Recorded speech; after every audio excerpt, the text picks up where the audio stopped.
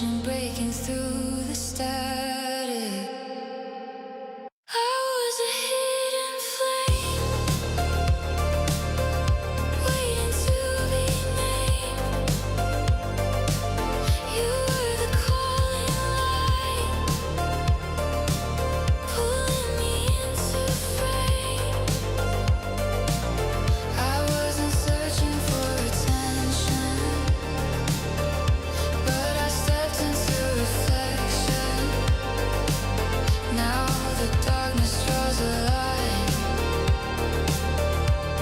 and everything aligns like the spotlight. No more running from the view, no more hiding what is true.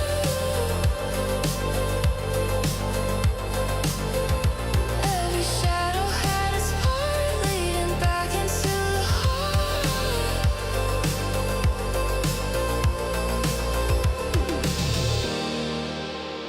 Now the signal's crystal clear. I was always meant to hear. I'm not a hidden flame. I finally have a name. I am the living light, stepping into my frame. I was never lost or broken. Every silence was a token. Now the moment feels divine,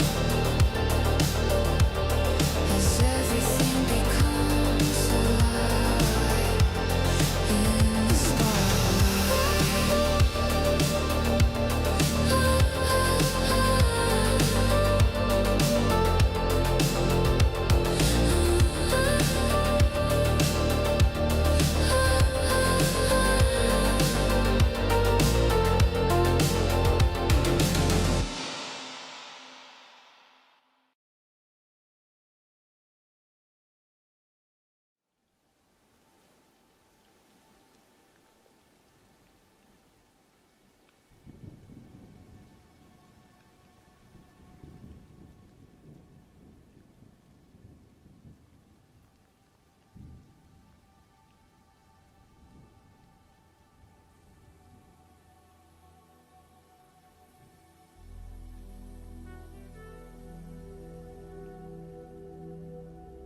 It all begins with light, a body rising, a soul remembering.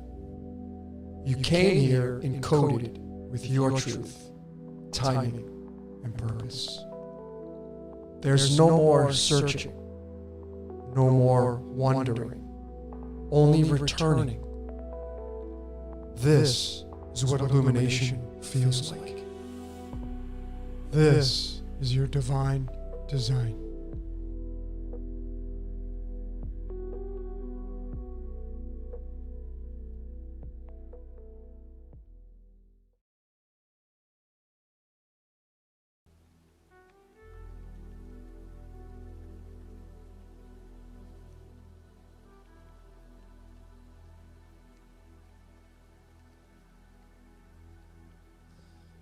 All right. Ladies and gentlemen, forensic decoders, historians, chronologists, esoteric fans, astrologers, numerologists, syncretists, it's nice to have you here. This is Scripted Reality Live, and this is the final episode. Wah, wah, wah. Final episode, Scripted Reality. This series. This has been a really fun ride. This has been like a favorite for a lot of you. I get a lot of feedback. This one in Random Thoughts. Random Thoughts was kind of cool. I never really retired that one, but we may bring that one back. But this is going to be the very last episode of Scripted Reality. I will be doing a greatest hits though, so look forward to that.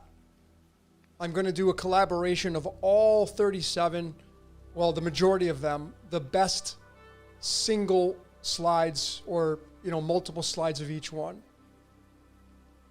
Outlining, highlighting, showcasing that we live through fate and destiny, predestination. I know that there are some of you here that will not agree with that. That's totally fine. Your truth is the only truth that matters. Tonight's presentation, ladies and gentlemen, is going to be a long one, so I'm going to suggest you get a cup of coffee, tea, a beer, glass of wine, some popcorn. I have, I think, almost 200 slides, which a lot of them I'm going to go through really quickly. But they just kept piling up. I've been putting this one together for a couple days. And I have so many slides now from other presentations, it was easy to kind of cherry pick. I didn't have to create them all from scratch. But I have a lot of topics ranging from theology, of course. We have some Freemasonry in here. Oh, yeah.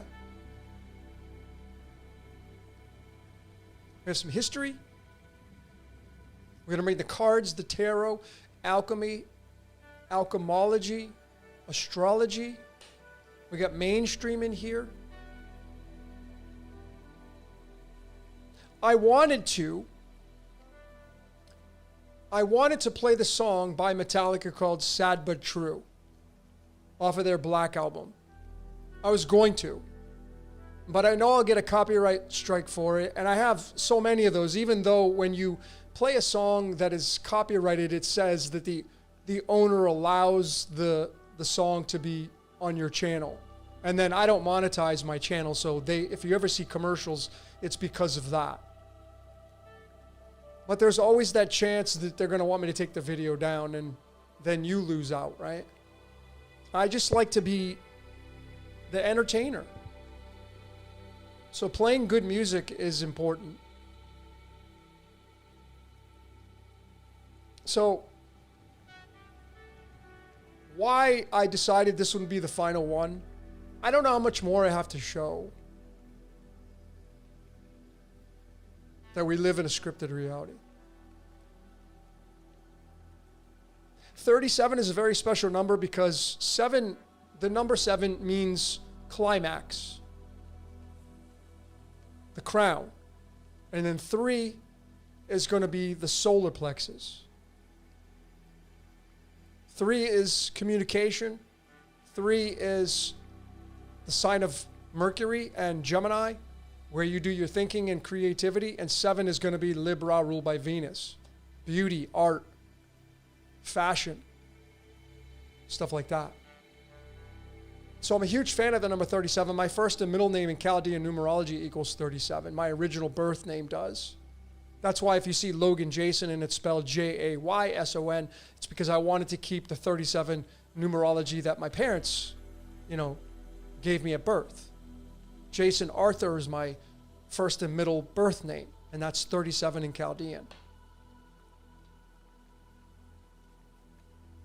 So this is very, very special. This presentation, I guarantee you this one is going to absolutely put everything into perspective. A lot of your questions will be answered tonight.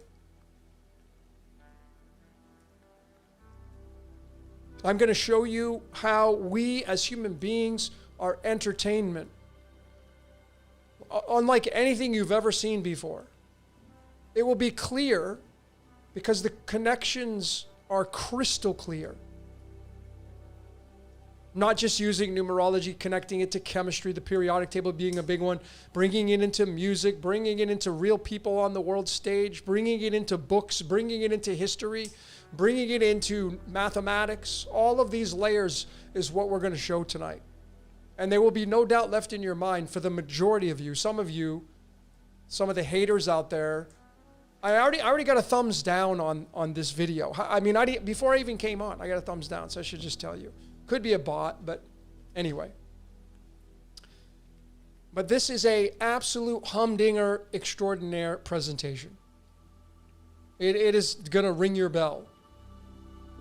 And I'm going to show you how important, and I'm going to put up the image.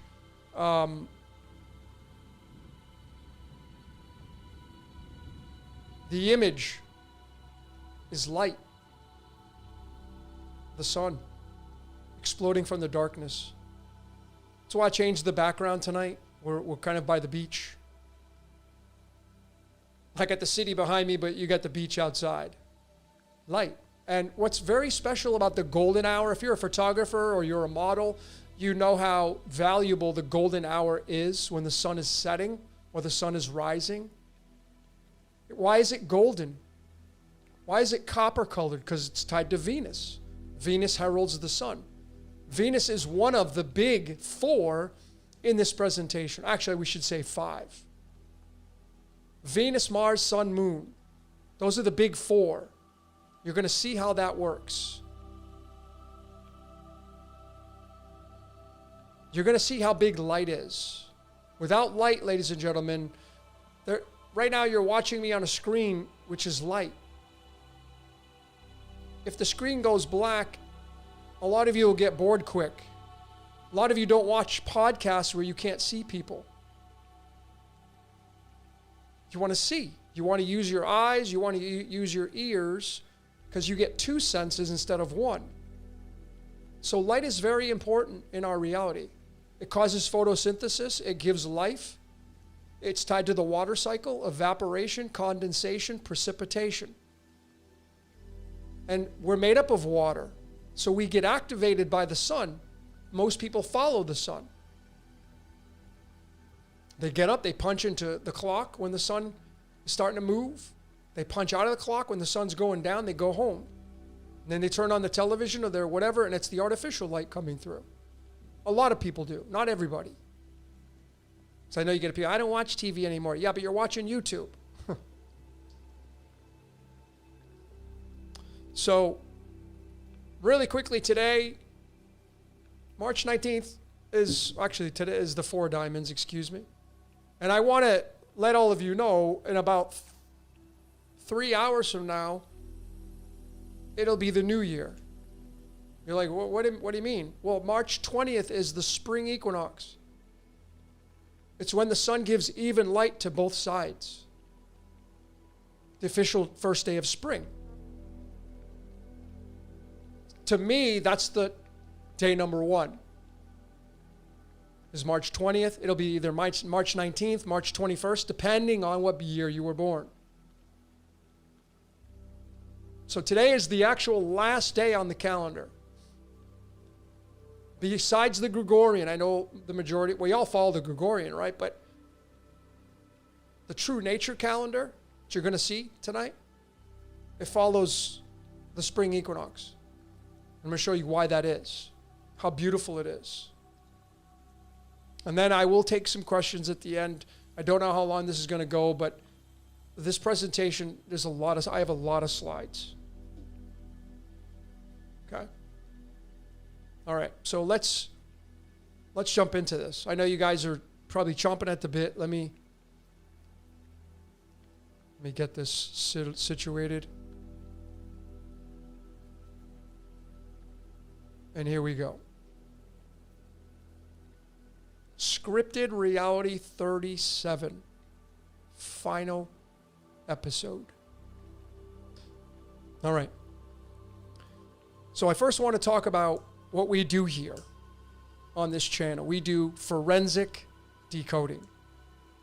Like a crime unit that goes to a crime scene and collects DNA or some kind of evidence. That's the forensics. Well, on this channel, we go back and we look at the forensics of the trail left behind of the code. Your forensic would be, one of it would be your astrological chart or your numerology. I just want to double check and make sure that, okay. Make sure, because last time I was talking and the screen wasn't shown. All right, so forensic decoding is what we do here. And let's just jump right into this and get into the first topic. And again, you know that song, Sad But True by Metallica? Hey, I'm your life. I'm the one who takes you there. It starts off with the word hey, as in yod hey. Do you think that was done on purpose? No. But what is sad but true? I'm you. I'm the one who takes you there. Sad but true in what has been a huge layer in my world of forensic decoding, Chaldean numerology. 37. I'm you. Sad but true. We did the you are God. It's light slowed down into physical matter. It's using you. And you're the star of the show. 37. So we just chase this, right? We add on eye in the sky. 37. And then we go to chemistry. This is alchemology, taking numerology and blending it with the periodic table. And we get this element rubidium. Now, you got to ask yourself, the Royal Society of Chemistry, this is their website, do you think that whoever decided to use this electric eye was sitting down with Chaldean numerology and knew that eye in the sky is 37? Maybe. Possible, but I doubt it. This is actually used in photocells. That's why they have this electric eye here. And the sun is electromagnetic. So this is just one clue that you're going to see, because we know that the element for the sun is gold. Historically, gold is the element assigned to Helios, the sun. Hydrogen and helium are the two primary elements, 1 and 2, which is going to give you Abba. When Jesus references the Father by Abba, he's referencing the Son. That's why Christ is a title, not a name. And you're going to see a lot of the Christ reference. You're going to see what it's all linked to, because it's handed down from other cultures. Ra, Horus, Krishna, it's all the same thing. So the sad but true in the English now. You're going to see a lot of English tonight. It gives us a different value of 131. And we just link it to another element in the periodic table. It's the average isotope of xenon. Well, what is xenon used in? How about headlights in your car? Tied to the sun, right? Sad but true. Eye in the sky. So we have eye in the sky here, and then we have in English, we have xenon, and xenon means stranger. There's someone in my head, but it's not me. The flash of creation. This color, this lime green color, is the first color you're going to see in the visible light spectrum. That's why tennis balls are that color yellow, because you could pick it up the easiest. So, sad but true, I'm you, and you got Xenos being the stranger's in your head. That's the voice in your head. And you and I are living out a love story. That's why we're programmed to have sex. That's why we're programmed to go out and chase after this. This is obviously two people in their prime. This is off of the men are from Mars, women are from Venus. That's why we have the Mars and Venus. And wouldn't you know it, that sun in the same cipher is love. I mean, isn't the sun giving you love when it shines and it's cold out and it warms up the earth by about 15 degrees? Of course. You can't wait for it to come up. But you see, we go further and we realize that we, as human beings, we create an artificial sun by way of movies. And this is a real bulb, a xenon bulb that's used in movie theaters. Like next time you go to the movies, turn around and look up and you'll see light shining through the wall. That's more than likely by way of a xenon bulb. So the clues that get left behind tell us that the sun is tied to light, which is xenon. Some of you have a car that have xenon headlights, and the xenon bulb, the IMAX theater, where this becomes entertainment, and then we, in real life, We act out these parts and we become entertainment. Through a scripted reality, we are inside of a movie. And when you play a movie, you can't tell the characters to do anything else. They're not going to change for you. And your fate and destiny is unchangeable and unmovable. You have to play it out because you're a character, an actor or actress in the movie. So I'm you. And it's not just the sun, but that Mars and Venus is testosterone and estrogen tied to our blood. You need those. That's what gets you horny. Chemistry. Oh, we have great chemistry. And sex and passion and oxytocin and dopamine. You're going to see how important dopamine is in all this. Because that's the other thing you get that you're used for. So this album, Scripted, the Black Album, probably their most talked about album. It was their first commercial album, if you will, 1991, August 12th. See the snake coiled up? The serpent tied to the light. Well, the August 12th playing card in the French Gregorian system is the Ace of Diamonds. So now we get Lucy in the sky with diamonds. And the Ace of Diamonds converts into the Ace of Pentacles. Card 65. And this is in theology, it's the Eucharist, the body of Christ. If you've ever played video games at the arcade and you slide a quarter through the slot, that would be the quarter. Do you want to play again? Those of you that are members of Patreon, thank you so very much for your support. You probably have watched the Game Over Try Again, which was a huge reveal, showing this Ace of Pentacles. The aces are number one. Traditionally, the tarot says this is physicality and money. Yes, for sure. But it also can mean the sun, because this fits right inside the Vesica Piscis, the portal where you get the solar and lunar eclipses from. So this 65 is what it leads to for the release of the album. And that's very interesting because in Hebrew, the son of the morning is 65. I didn't fudge this. This is exactly how it comes out. So we have sad but true I'm you tied to Xenon and the sun here, and Xenon bulbs creating the light in the movie, and then we have sad but true coming off the album and the album tying to the son of the morning. See, when the sun is at this position, the sunrise, it's ready to play. It came in from the underworld, out of the darkness, and now it's ready to play on earth. And it lightens up the whole board. The Ace of Discs.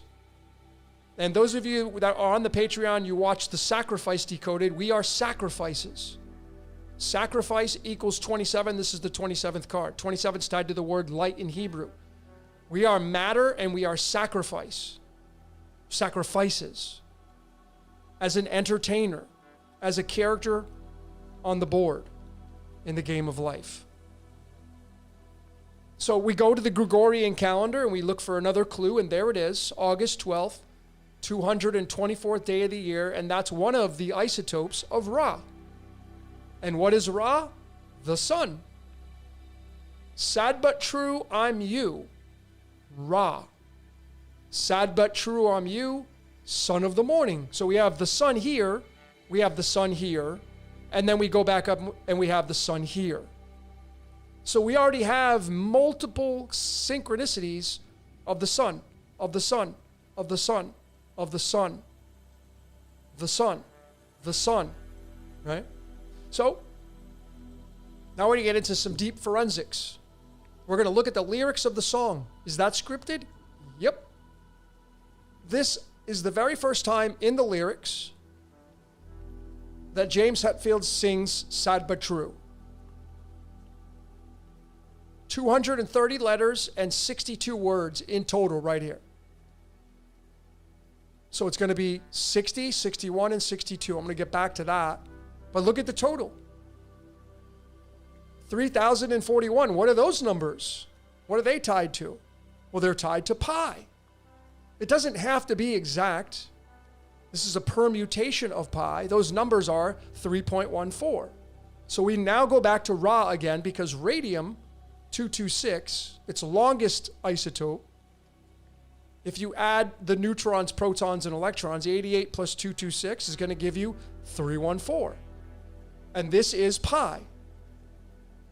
And this is the monad that the ancient Greeks talked about, which is the sun. If you put a little dot right there, this would be the emblem of the sun, the logo of the sun, Ra. So another reference.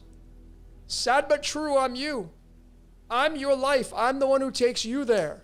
Now, ladies and gentlemen, do you think James Hetfield was sitting down with numerology writing this song and knew that he had to get Sad but True to come out right at this exact moment? You got to be the judge of that. I'm not buying it. Doesn't have to, though, because his mind is not his own. He's being used just like you and I. And these images right here are actual images, which I've shown so many times. Somebody taking an image of the sun taken on the same day of every month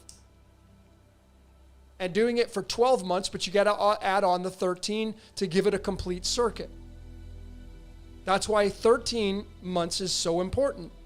We have a true nature calendar. It's 13 months of 28 days each. That uses the sun and moon markers. When you put two of these together, it forms the letter S, it forms the dollar bill sign, it forms the dragon wave, it forms the letter E, it forms the letter W, it forms the letter M. And this is the crown of thorns that Jesus wears. You can imagine putting the crown here. This is the crown that goes around the earth, the sun.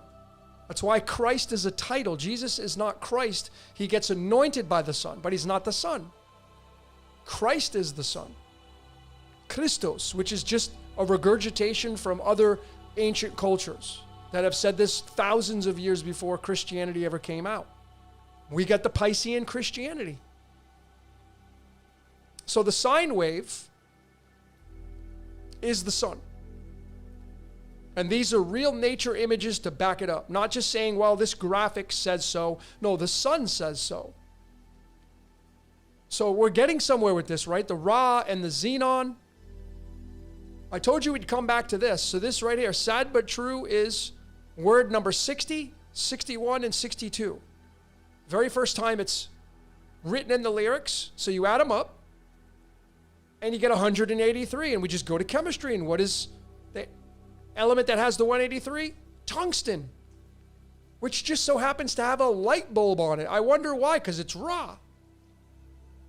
So did James Hetfield write the lyrics? Yeah, but the lyrics came from his mind, or whoever created them. And you see this W right here? It's right here. There's the W. This is a whole bunch of them put together. See, you can see the W. That's why tungsten has a light bulb. The reason why it has a light bulb is because back in the day, they made filaments with light bulbs. You see the W, see the matching the sun? This is the Golden Gate Bridge. The Golden Gate Bridge looks like this. We've shown this already. The McDonald's arch.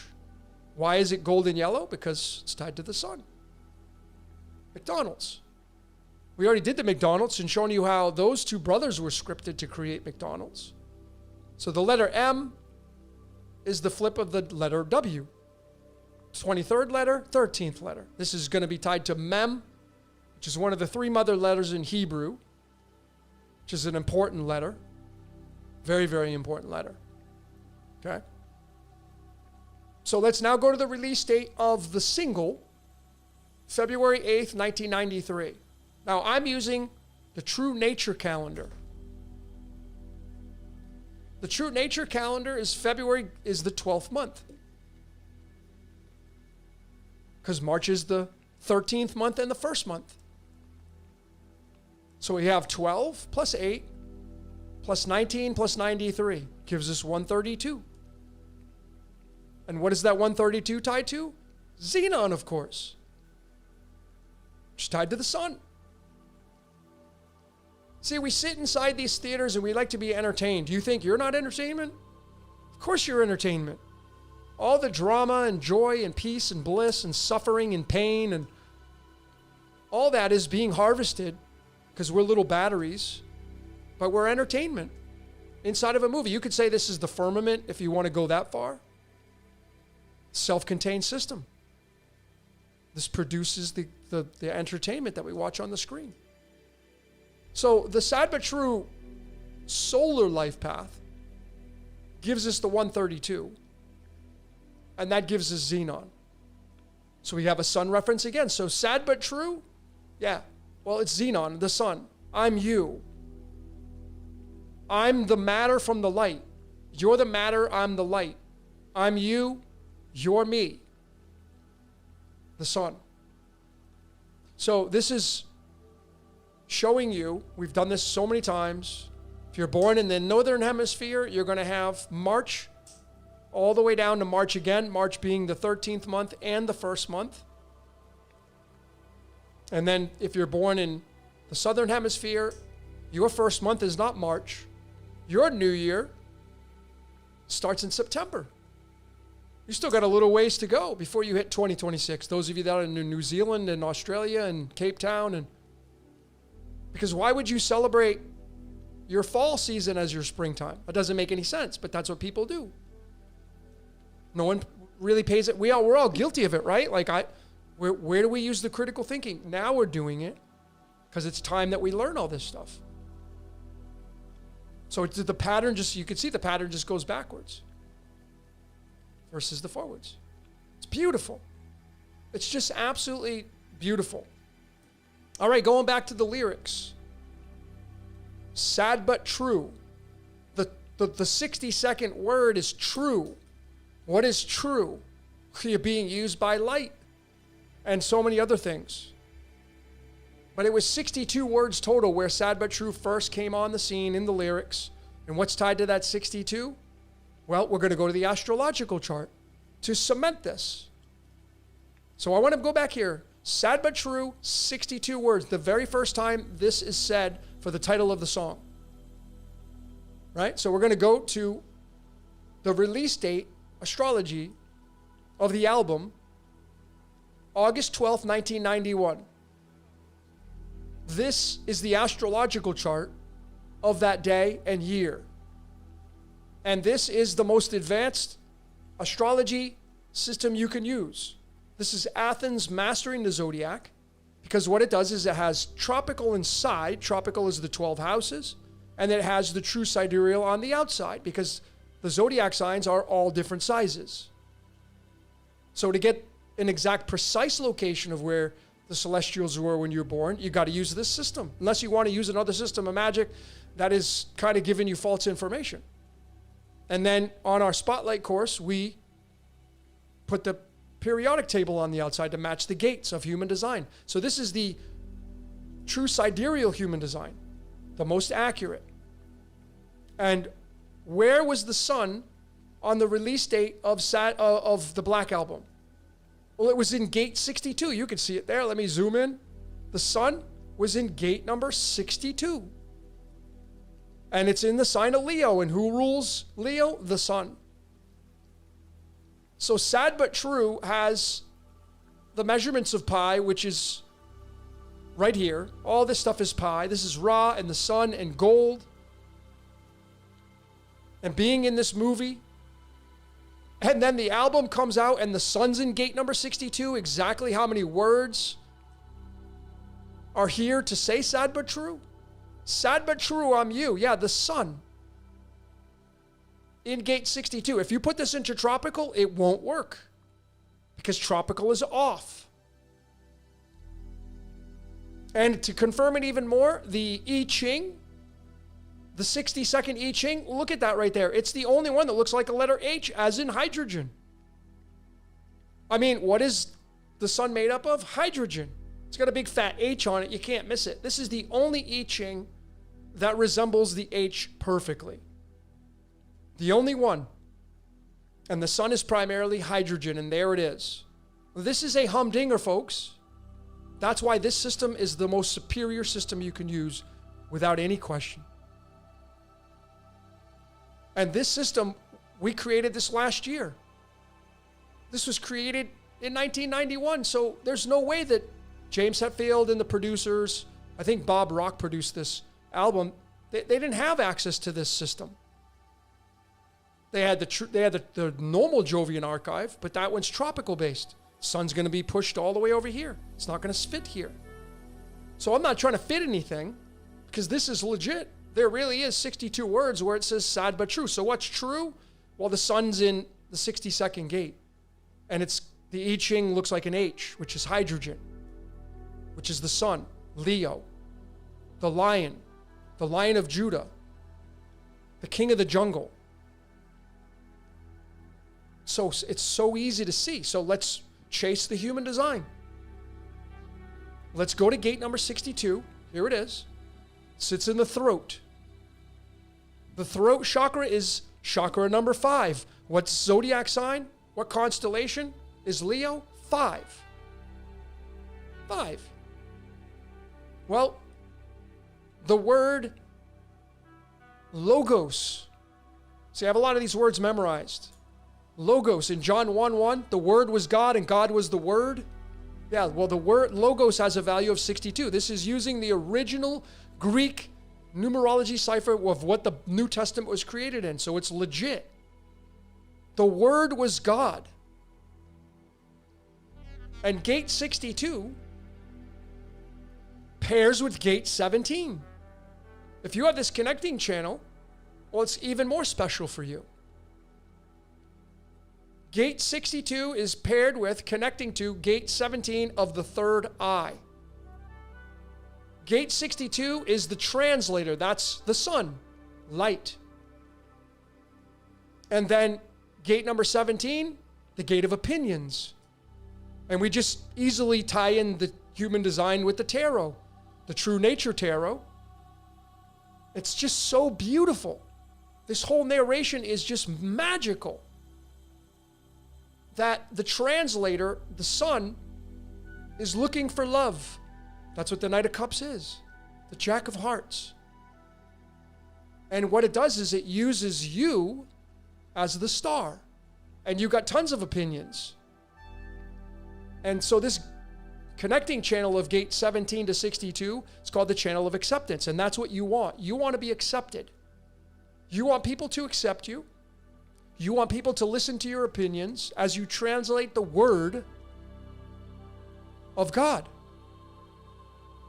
All found from the gate of when Sad But True lands on this album in 1991. Through hydrogen. Tell me this ain't special. It's magical. Now, you want to see some more magic?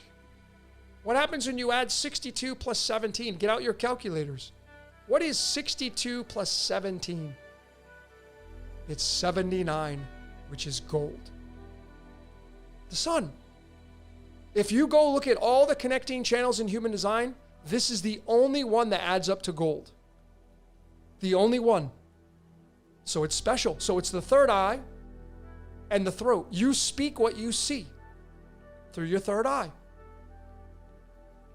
You speak your opinions based upon translating what's coming into your mind, and that is where you want to get accepted. You want to have people accept you.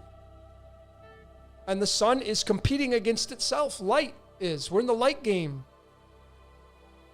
So literally this means you're looking for people to fill your cup. You're looking for people to agree with you. You're looking for people to collaborate with. You're looking for people to hang out with.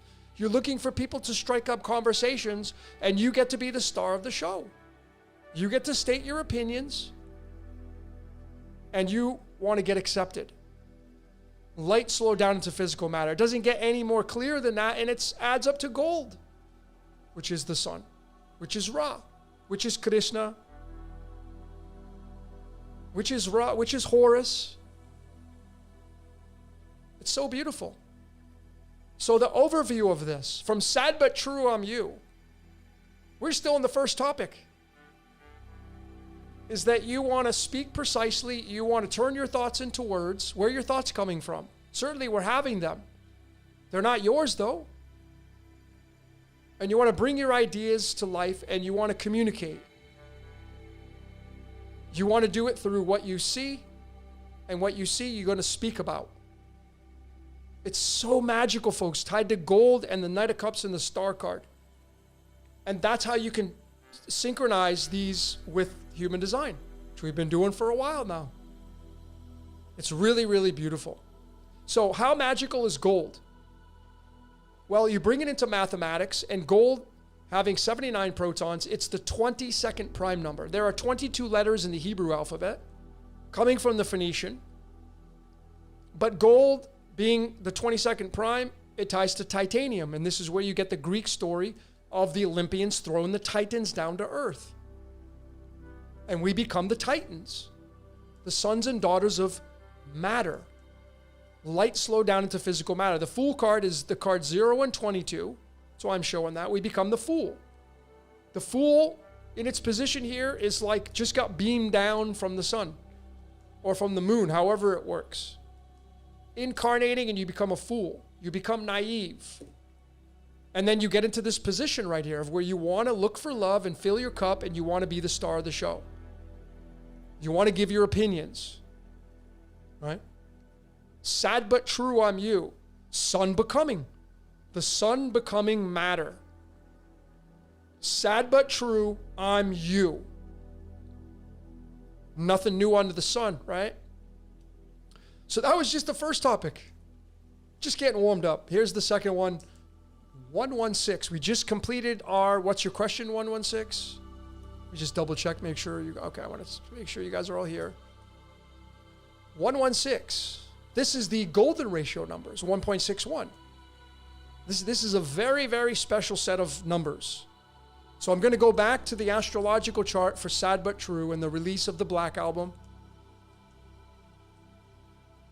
And I'm going to show you where the 116 sits when we put a 360-degree compass around the zodiac wheel.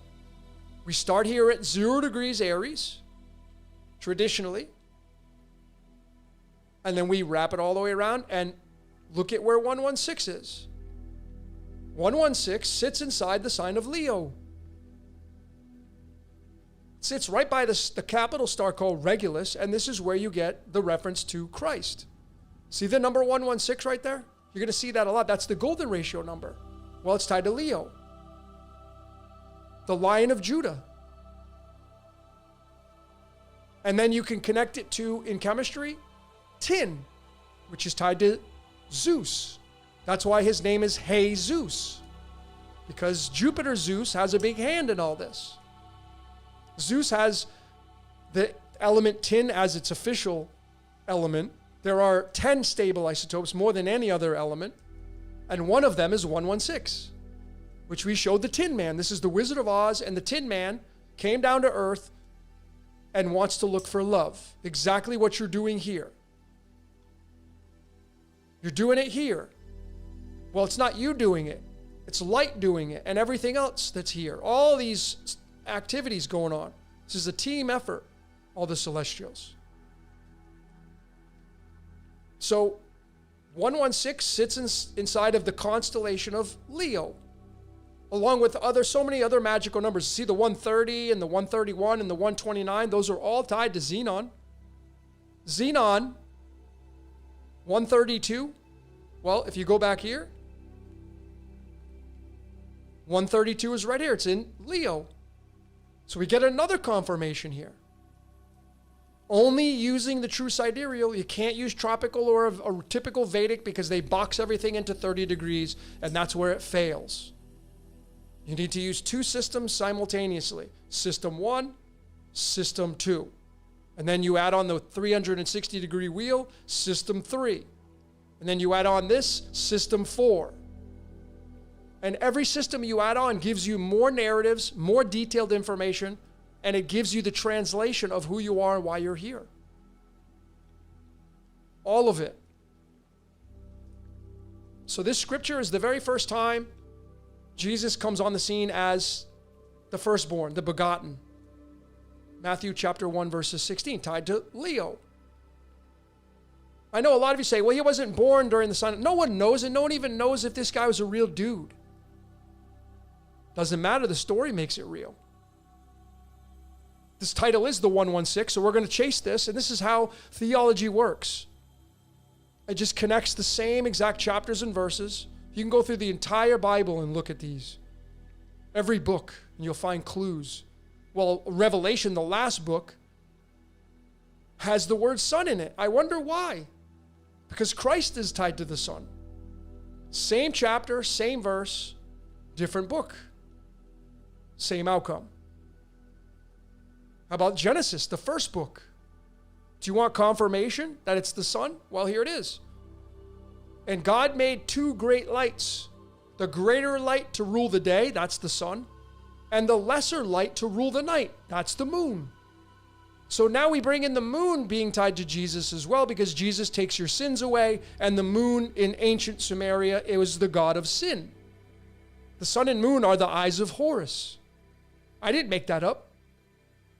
So we have Genesis chapter 1 verses 16 here talking about the sun and moon. We have Revelation having the sun in here, and then we have the Christ coming on the scene, and Christ most definitely means the sun, anointed. See, this is how the Bible works. This is how it works. So let's bring some mainstream into this. Maybe you live here, the city of Orange. My favorite place in the world, Orange County, California. Best place to live, in my opinion. You know, Orange County, California was incorporated on April 6th, 1888.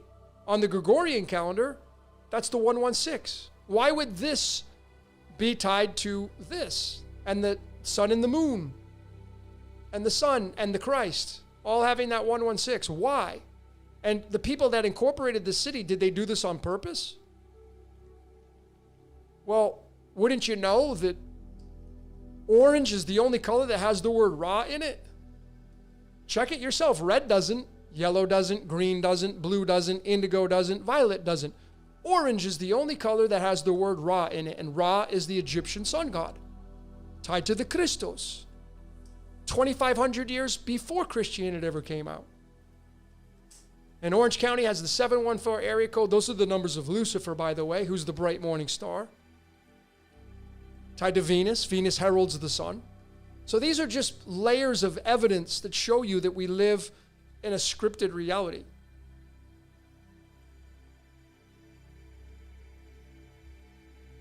Mounds and mounds of evidence. So here is a sunrise. This is an image from Florida. Notice the color.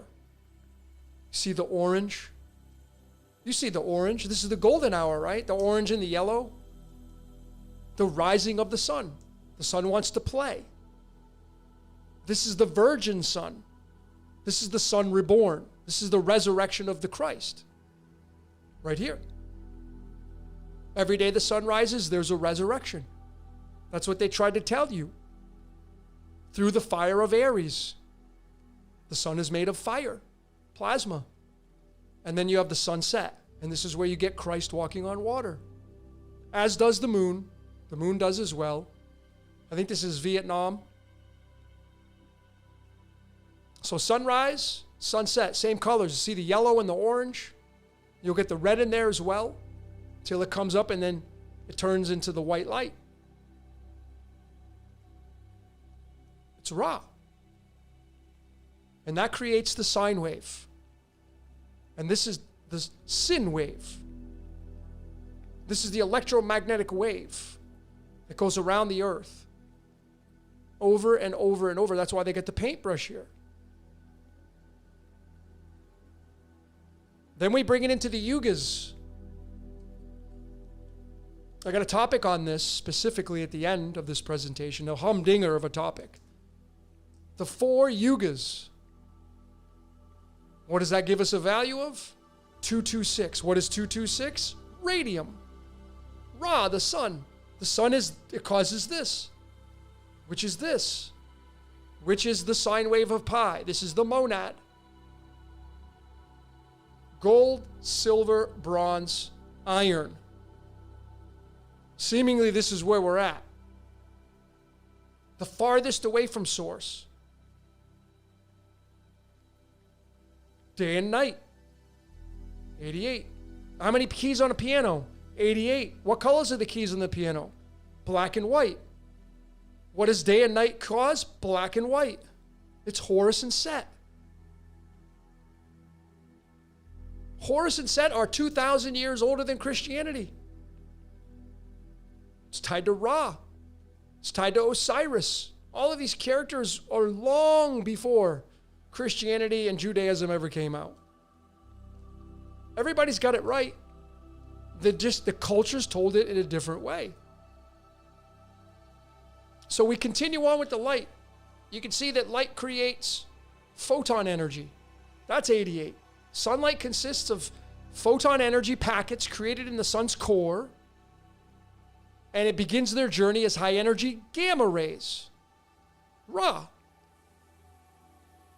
The photon, which turns into the gamma rays. And gamma ray leads to gold. So Ra is obviously tied to gold, because Ra is the sun, and the element that's attributed to the sun is gold. Led to gold. The sun becoming. Even Isaiah 45 verses 7, the Old Testament, the 23rd book of the Old Testament, this is where you have the duality of the sun. I form the light and create darkness. Well, when the sun goes down, like right now, it's 9:35 p.m. in Mexico, and it's pitch black outside. It creates darkness. Well, that means that it creates peace and creates evil. Make peace and create evil. Well, 45 and 7, that's the 88th prime number. I mean, does it get any more clear than that? You're going to see more of these prime numbers as we go along. So let's get into the next topic now. Color. We're living in the world of color. Here are the 7 colors. Remember, orange is the only color that has the word Ra in it. And there's a lot of orange in here. Especially when sunrise and sunset during the golden hour. We get 409 as the value. Now, what are you going to do with this? What can you do with this? Well, let's use the English alphabet and show you what you can do, those of you that are forensic decoders, when you get a value higher than 26. This is obviously far higher than 26. So I want to know, because a lot of people are just going to reduce this down. 4 plus 9, 13, and 1 plus 3 is 4. So you could say it's tied to the letter D. Sure. That's got a lot of merit to it if we chase that. But another way that you can do this as a code breaker is you take the number in question and you divide it by the total. And you can do this with any alphabet, Greek, Hebrew. You take the 409, you divide it by the total amount of letters, 26, and you're going to get an outcome. 15.73 ... All I'm concerned about is the 15. So step 2, we take the 15, we multiply it by 26 total letters, and we get that triple digit 390. And then the third and final step is we take the original number of 409 and we subtract the 390 and we get 19. And what's the 19th letter in the English alphabet? The letter S, as in sun, which is probably why the 19th card in the major arcana is the sun card. And you see that S, right? You know what the S does? It creates that wave. So we get the dollar bill from sun, soul, spirit. You hear a lot of tarot card readers. Spirit, tell me this. Spirit, tell me that. 19 is a battery. The 1 and 9 is the anode and cathode. The sun's a battery, electromagnetic. So this is really magical, folks, just with the colors of the rainbow. That leads into the next topic now, Eye of Providence. Let me just check with me. Okay, you guys are with me. Eye of Providence. You know what the Eye of Providence is, right? This is how I got started on this presentation, by the way. So all those slides were created after the idea of wanting to do this. Well, maybe you live here. Maybe you live in Rhode Island. I have a really good friend. He's a Jack of Hearts who is from Seekonk, Rhode Island. I was born really close to Rhode Island. Well, the capital is Providence. The Eye of Providence. Why do they call it the Eye of Providence? And why is Rhode Island Providence as the capital? The smallest state in the entire United States is Rhode Island, excuse me. Well, it just so happens that it has the 401 area code. Back in 1947, AT&T was the company that delivered all the area codes for the cities around the United States. And Providence got the 401. Why? I'm going to show you why. So here's AT&T, 1947. You can decode this.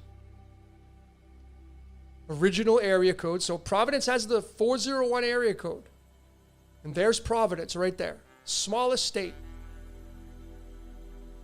I was born right here. Right with my arrows. This is where I was born. Right there. Connecticut. Putnam, Connecticut. Right there. Very close.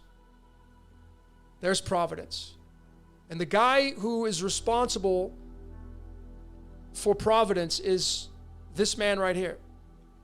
Roger Williams. 401 is the 79th prime number. This is the area code that Providence got, the Eye of Providence. You remember what the 79 is, right? It's tied to gold.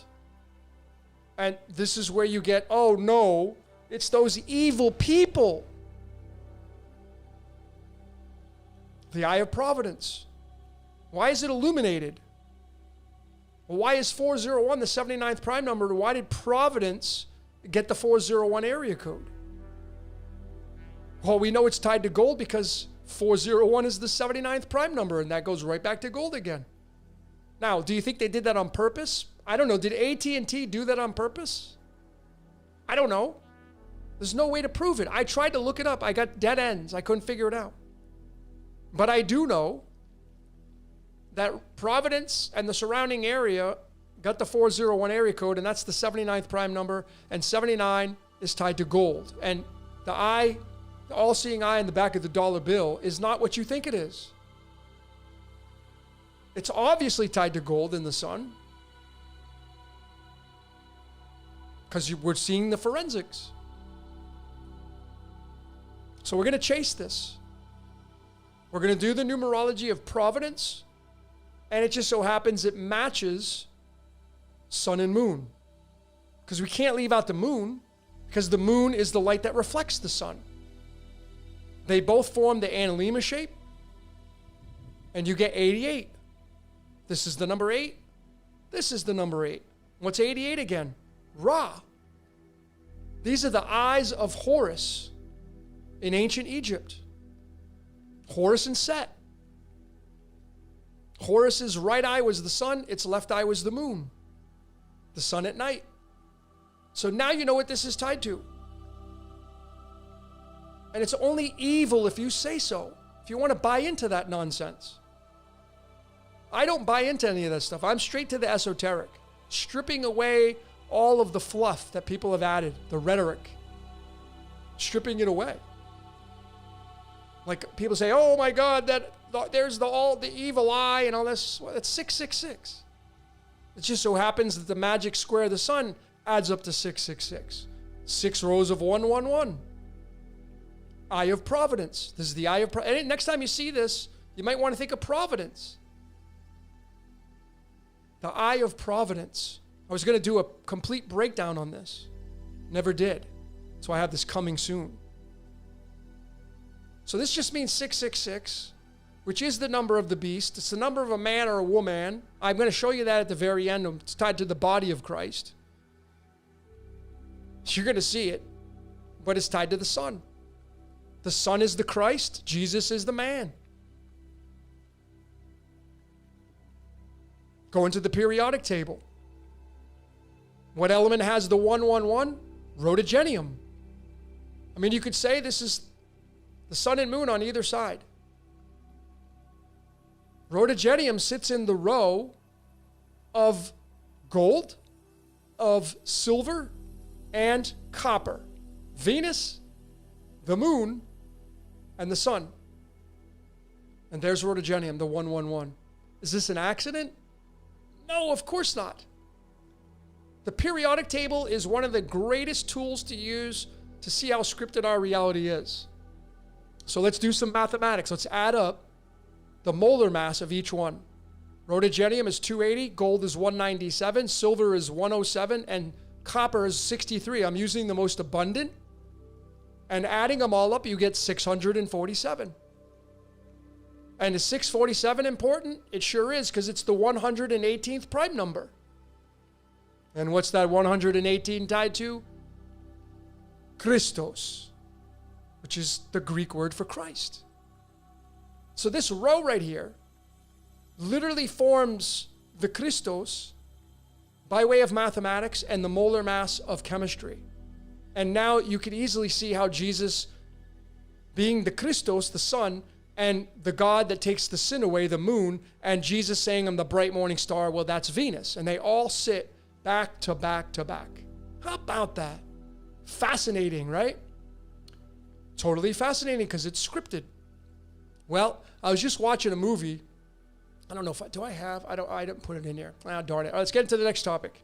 Because it's in Back to the Future. If you watch Back to the Future, you're going to see this element in the car that Marty's driving when he goes back to 1955. You'll see rhodogenium in there.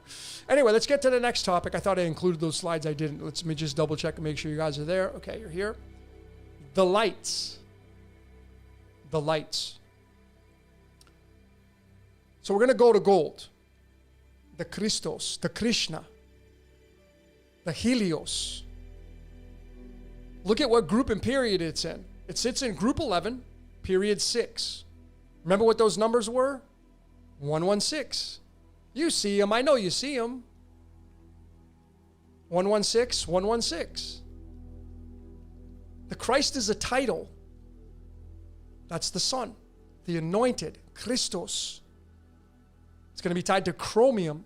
Those of you that have been paying attention, those of you that are on the Patreon, you know what the chromium is tied to. So we do the same thing we did earlier with these scriptures. We just look for the same numbers. Isaiah 11 verses 6, the wolf lying down with the lamb. A lot of you think it was the lion and the lamb.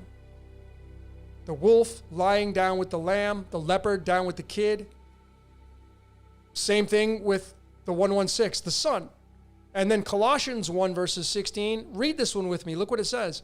For by him were all things created that are in heaven and that are in earth, visible and invisible, whether they be thrones or dominions or principalities or powers, all things were created by him and for him.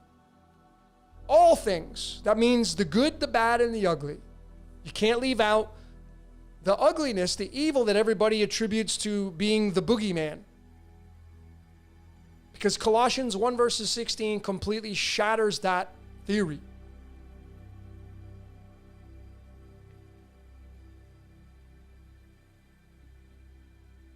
We did this just recently on Shadow, decoded on the Patreon. Full breakdown on this. This is the very first time you're going to get the Antichrist, who's going to be Abel. And these two are just the son becoming. In this case, Abel's going to be the lamb, and then Cain is going to be the wolf. The shadow, the darkness, the moon. Cain is the moon, Abel is the sun. They are both necessary. They are the greater light and the lesser light. And what happens during this Genesis 4 verses 8? Cain murders his brother. What happens when the sun comes up? What happens when the sun goes down? When the sun goes down, the sun gets murdered in the underworld and the moon comes up. So you got to start thinking out of the allegorical. Was there really Cain and Abel? No. But there really is the sun and moon, and it exchanges places when it gets night out and when it gets day out. So Cain murdering his brother is the moon murdering the sun when the sun goes down. And now it's in the underworld. It's where the monsters hang out. The Lamb of God, this guy got the approval of the Yod because he sacrificed an animals, the lambs. He got rejected. He sacrificed vegetables and fruits. He would be the vegan. He gets rejected. and he gets angry, and this is the shadow of you. This is why I have a shadow decoded. The moon doesn't give off any of its own light. That's my opinion. It's the shadow, the reflector. So this is the yin yang principle inside of you. Your spirit and your ego, and one murders the other. In the sky, the sun and the moon, they murder each other. They kill each other. When one goes down and the other one comes up. Well, look at the gematria of this. Gold. And you're going to see how the selenium has got the 79 isotope, which is the moon. You're going to see that at the very end. So again, this is referencing that Genesis 1 verses 16 and the two great lights. And that's Cain and Abel in human form. See, the story of Cain and Abel was when we tell the story, we're telling stories of physicalness. But it's just the light slowed down to physical matter. So Cain and Abel being fictitious people, a story, it's the ancients trying to tell you the sun and the moon story. Night and day. Ruled by these two lights, the greater light and the lesser light. And that's what this story is all about. It's allegorical. These people really didn't exist. It's just night and day killing each other. That's all it is. It's really, really easy. And again, that Matthew 1:16, Genesis 1:16. The sun and the moon tied to Jesus and Christos. So here's the original Hebrew. I like to try to go to the source whenever I can. There's the greater light, which is the sun, and the lesser light, which is the moon. Cain and Abel. The yin and yang. Okay? It's really that simple. And when you do the numerology of them, it's very crystal clear. Because it gives us the golden ratio. 161. Do you see how magical this is? This is so dialed in. And then you just go back up here, and there's the golden ratio there. There's the golden ratio there. The golden ratio. Cain and Abel. Black and white. Hot, cold. Up, down, left, right. Sun, moon. It doesn't get any more clear than that. There's the golden ratio right there, tied to the spiral of time. This is what the sun and moon do, as does other celestials. So this 161 tied to the sun and the moon we go right back to Providence, and here's Roger Williams, the guy who founded Providence. I think he was a Baptist, religious dude, of course. And his name is the freaking golden ratio. Come on, man. Scripted reality. 161, the golden ratio. Providence, the eye of Providence, the all-seeing eye. The all-seeing eye tied to what? The sun and the moon. The eyes of Horus in ancient Egypt. 401 area code, 401 being the 79th prime, that's being tied to gold. So we're going to chase this. Let's go into the Chaldean now. Roger Williams, 41. 41 is the 13th prime number. 41 is tied to the Elohim, let us make man in our image. There are 13 layers to the sun. Is the Elohim just the sun and moon? Are they just this? Because in the beginning, God created the heavens and the earth. It doesn't say Yahweh God, it says Elohim straight up. There's no Yahweh until Genesis chapter 2, verse 4. You see how magical this is? And again, just another big one, not just with the English, but with the Chaldean now tied to the sun. See how it just keeps going back to the sun? So maybe you'll never look at Providence the same ever again. And I know there's more clues in there if you're willing to dig.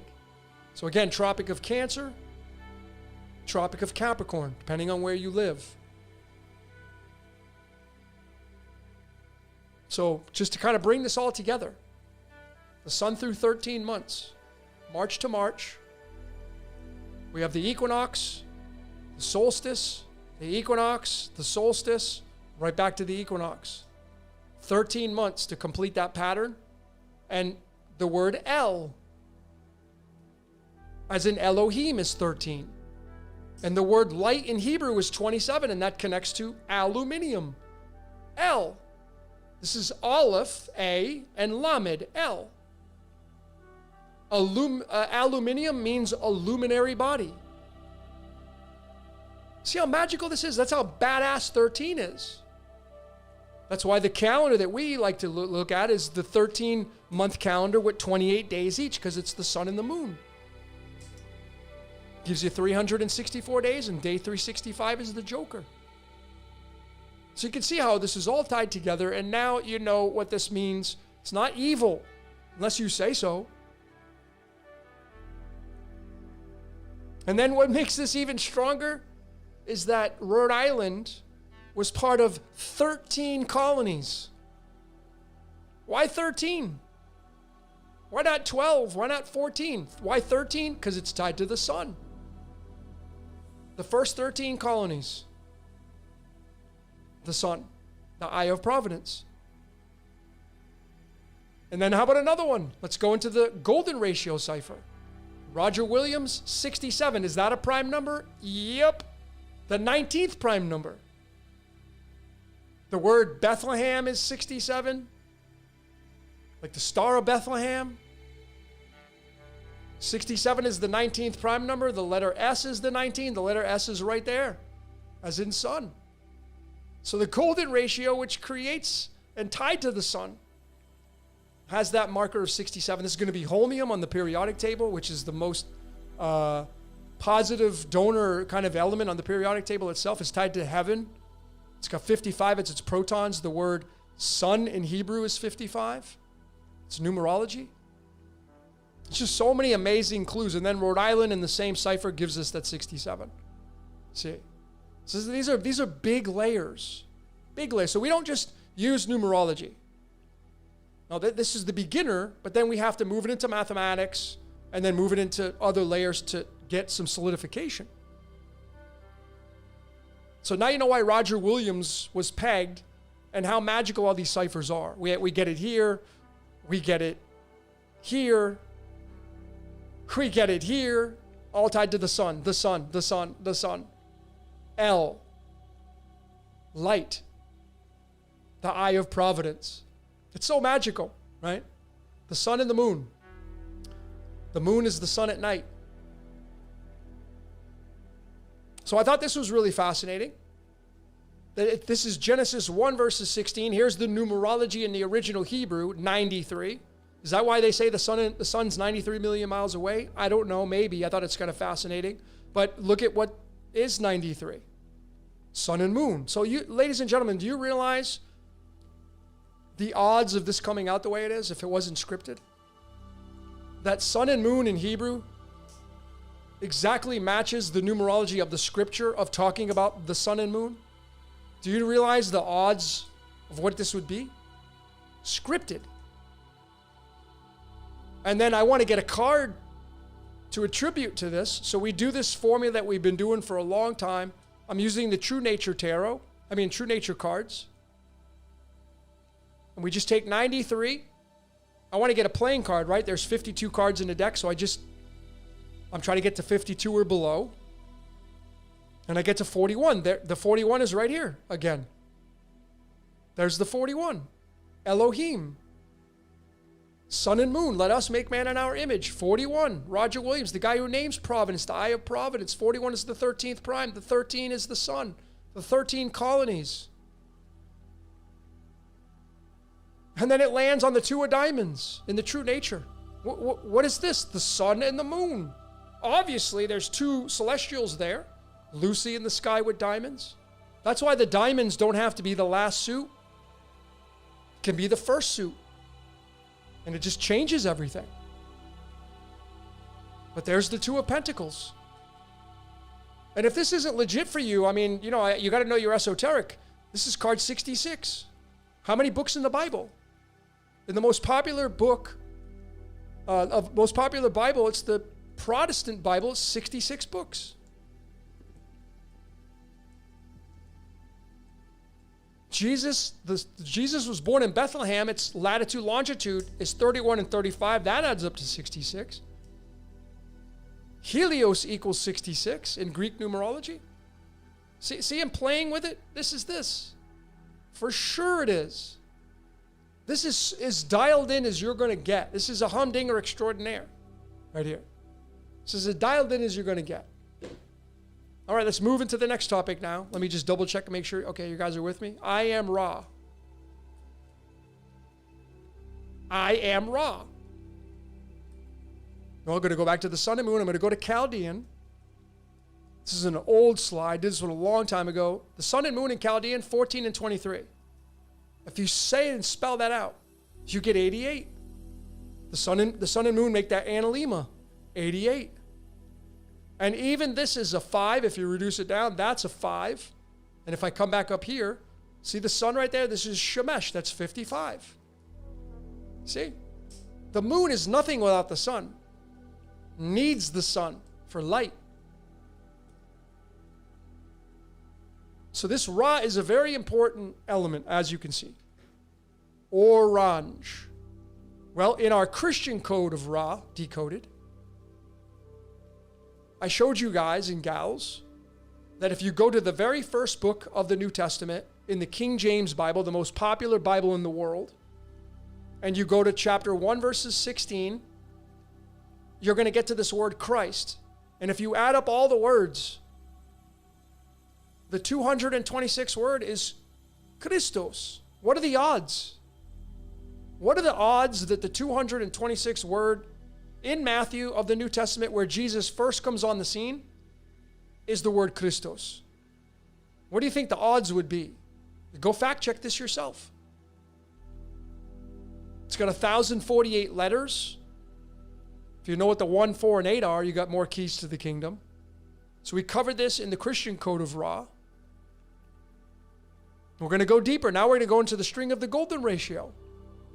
I'm going to go 226 digits into the string of the golden ratio to match the isotope.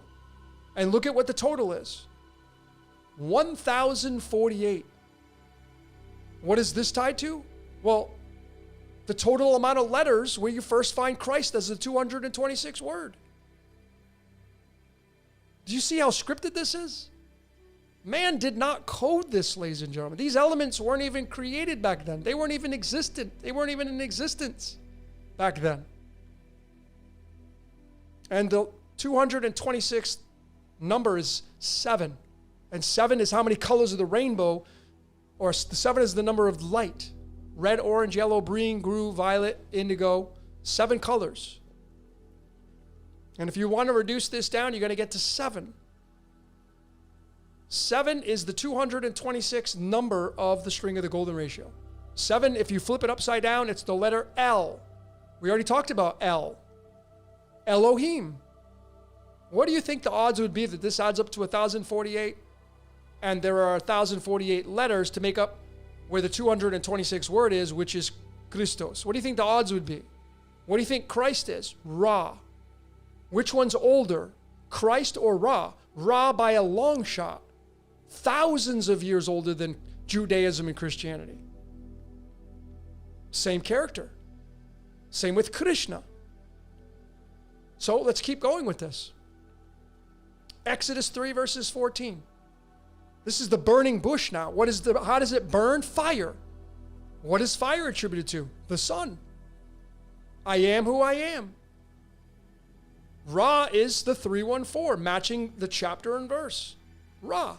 We already showed this in the Torah code of Ra, the Catholic code of Ra, and the Christian code of Ra. I did a whole series on this, showing you it doesn't matter. They're all pledging to the same deity. Ra. And then Exodus chapter 3 verses 14, that gives us a numerical value of gold. So gold and Ra are in bed together, you could say. Obviously. I am who I am. I will become who I become. Light slowed down into physical matter. It became you. You get to be the star of the show right here. This is you. Being in the spotlight. That's why we created the course called Spotlight. So let's move into the next topic now. Christos. Let me make sure you guys are still there. Okay, cool. Christos. Going to the ancient Greek. Doesn't it get it obvious here? Jesus Christos 226. I am the light of the world, 226. It's Ra. Ra is thousands of years older than Jesus Christos. By a long shot. And if you're wondering where Christos comes from, well, it links to gold again, but it comes from the verb krio, which means to anoint. And krio's numerology is 79, leading back to gold again. Sun. That's what it means to be anointed. That's why they put the oil on the head, because when the sun shines down on your head, you're anointed. That's why the sun gives you the vitamin D, the most important vitamin there is. It's free from the sun. All right, let's go 79 digits into the string of the golden ratio to match the 79 protons. Since we know Christos comes from Krio, we're going to go into the string of the golden ratio. Golden mean gold. 79 digits. What is the total? Bam! 365. How many days in a year? 365. We're on day 365 right now as I do this presentation. March 20th is day number 1. We start the cycle over again. That's the official new year in the nature calendar. So magical. So what I decided to do was, we did the 79. How about the 197 in the string of the golden ratio? Well, there it is. And what's fascinating is the 197th digit is the number 2, just like the 79th digit. And that gives you 22, and 79 is the 22nd prime number. Do you see how mathematically precise all this code is? It's mathematically mind-boggling how precise this code is. And then you want to see a humdinger? So what I decided to do was pull the digits between the 79 and the 197. So I extracted them. Here they are.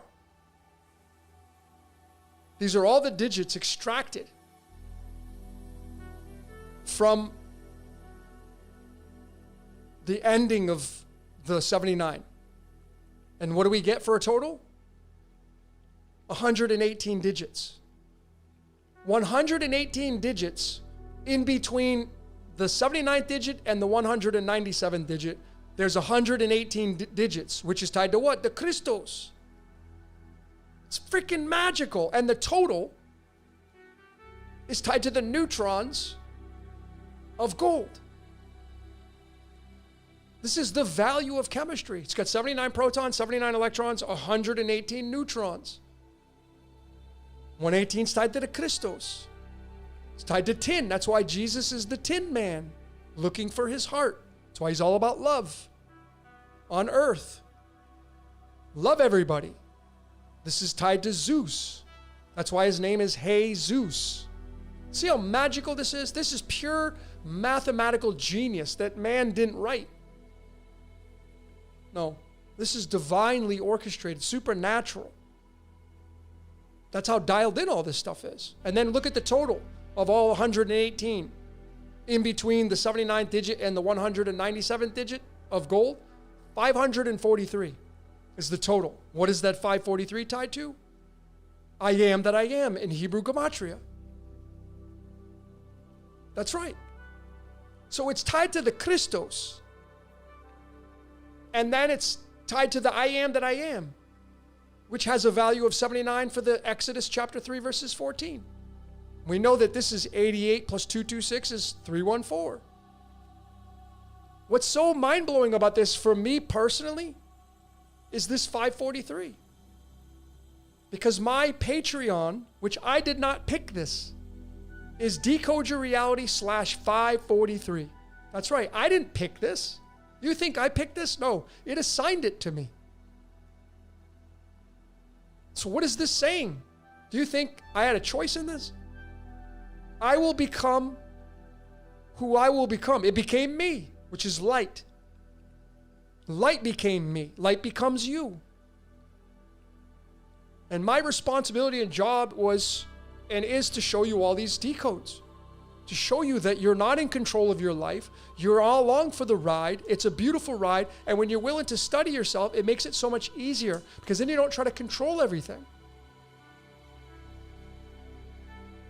So I went to the Hebrew ordinal. The I am that I am was 84. And then I went into the Torah and where's the 84th overall letter? Right there. It's Mem. There's the 13 again. You remember what the 13 was tied to? The sun. So I am that I am in the straight ordinal Hebrew where Aleph is 1, Bet is 2, there's no triple digits. I am who I am is 84, and the 84th overall letter from the start of Genesis 1 verses 1 is the letter Mem, the 13th letter. And that's tied to the sun and the patterns of the sun. 13 months of soul. It's Ra, man. The God of the Bible, Ra. The Bible is a book from the Egyptian Book of the Dead. Tied to ancient Samaria. That's why they were mining for gold in the Anunnaki story. Gold's tied to the sun. It's just so magical, this whole story. That's what we do. We tell these stories about the sun becoming. That's all we're doing. Movies, music, you're the character. I'm going to go do this, I'm going to go do that. Sure, you're going to go do it, but you're not in control of it. You're living out your fate and destiny. So clearly the radium, the Ra comes from radius, which is the circle. Remember what that is? That's the star card. Gate 17, which is what gate 62 is tied to. It's tied to the sine. This is the sine wave. This is the sine wave. 13 months, not 12. 13, El, Elohim, sun and moon. And then you could fit this flower of life in there. You see it? The flower of life fits right in there. Perfectly. The shape of it. Because it creates this. This is the sine wave that goes through the flower of life. So the circles. It's beyond words, folks, this whole code.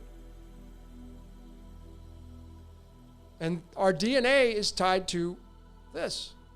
Our DNA is in the flower of life. This is the DNA right here. This is the number 8, which is the prison. 19 is the 8th prime number. This right here creates the RNA. This is the RNA, which creates the DNA, the double helix. It's really magical. All right, let's get into the next topic now, reasons. We just double check, make sure you're still there. Reasons. Everything happens for a reason. We did a whole breakdown on this. You probably have said this before. Why does everything happen? Why? What is everything? Well, it's the eye in the sky. That's what everything is. Sad but true is 37. It's you. It's the rubidium, right? Just these are clues. They don't have to stop here. It's not final here. These are clues. There's the sun, the eye, the electric eye.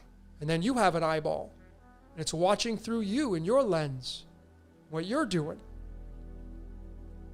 So sun and moon is 37. Eye in the sky is 37. The shepherd that takes care of everything is the 37. 37 is rubidium, the electric eye. The sun and the moon. The eye in the sky. You know that song. So I've asked some questions. What controls our mind? Gold. That means it's the sun. That means it's Ra.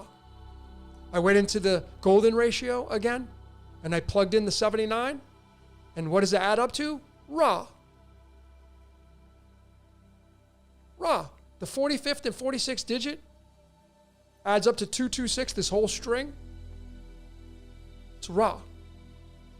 Ra is the gold, controlling the minds of mankind. Everybody. And then I told you we'd bring the moon in. There's the moon. Selenium has one isotope through science, 79.917. Gold is 196.967. Selenium is 79. So it's the sun and the moon. The moon is your emotions. The sun is your spirit. The thoughts, the ideas. The moon is how you react to them. Ra, Horus, The eyes of Horus are the sun and moon, right? So I asked another question using English. What controls Earth? Well, the electromagnetic waves do. What creates the electromagnetic waves? The sun and moon. Which causes what? The tree of life and the tree of knowledge of good and evil. It's these. It's the sine and cosine waves. The electromagnetic waves. That's why the trees are planted in the Garden of Eden, both of them. 220, 220, 220. Okay? The electromagnetic waves. Light. Caused by what? The sun, the moon, the stars. This is the sine wave. Okay? It's really, really simple to see it. All right, let's get into the next topic now, food chain. Let me just double check you guys. All right, food chain. This one's a big one. What are we being harvested for? Your dopamine. Oxytocin, but dopamine. Do you want to see a humdinger? You've come to the right place. Dopamine. You get your fix of dopamine, the feel-good sensors. You chase this. You shy away from the bad experiences because you want the dopamine hits. Everybody wants it. Well, look at the molar mass of dopamine.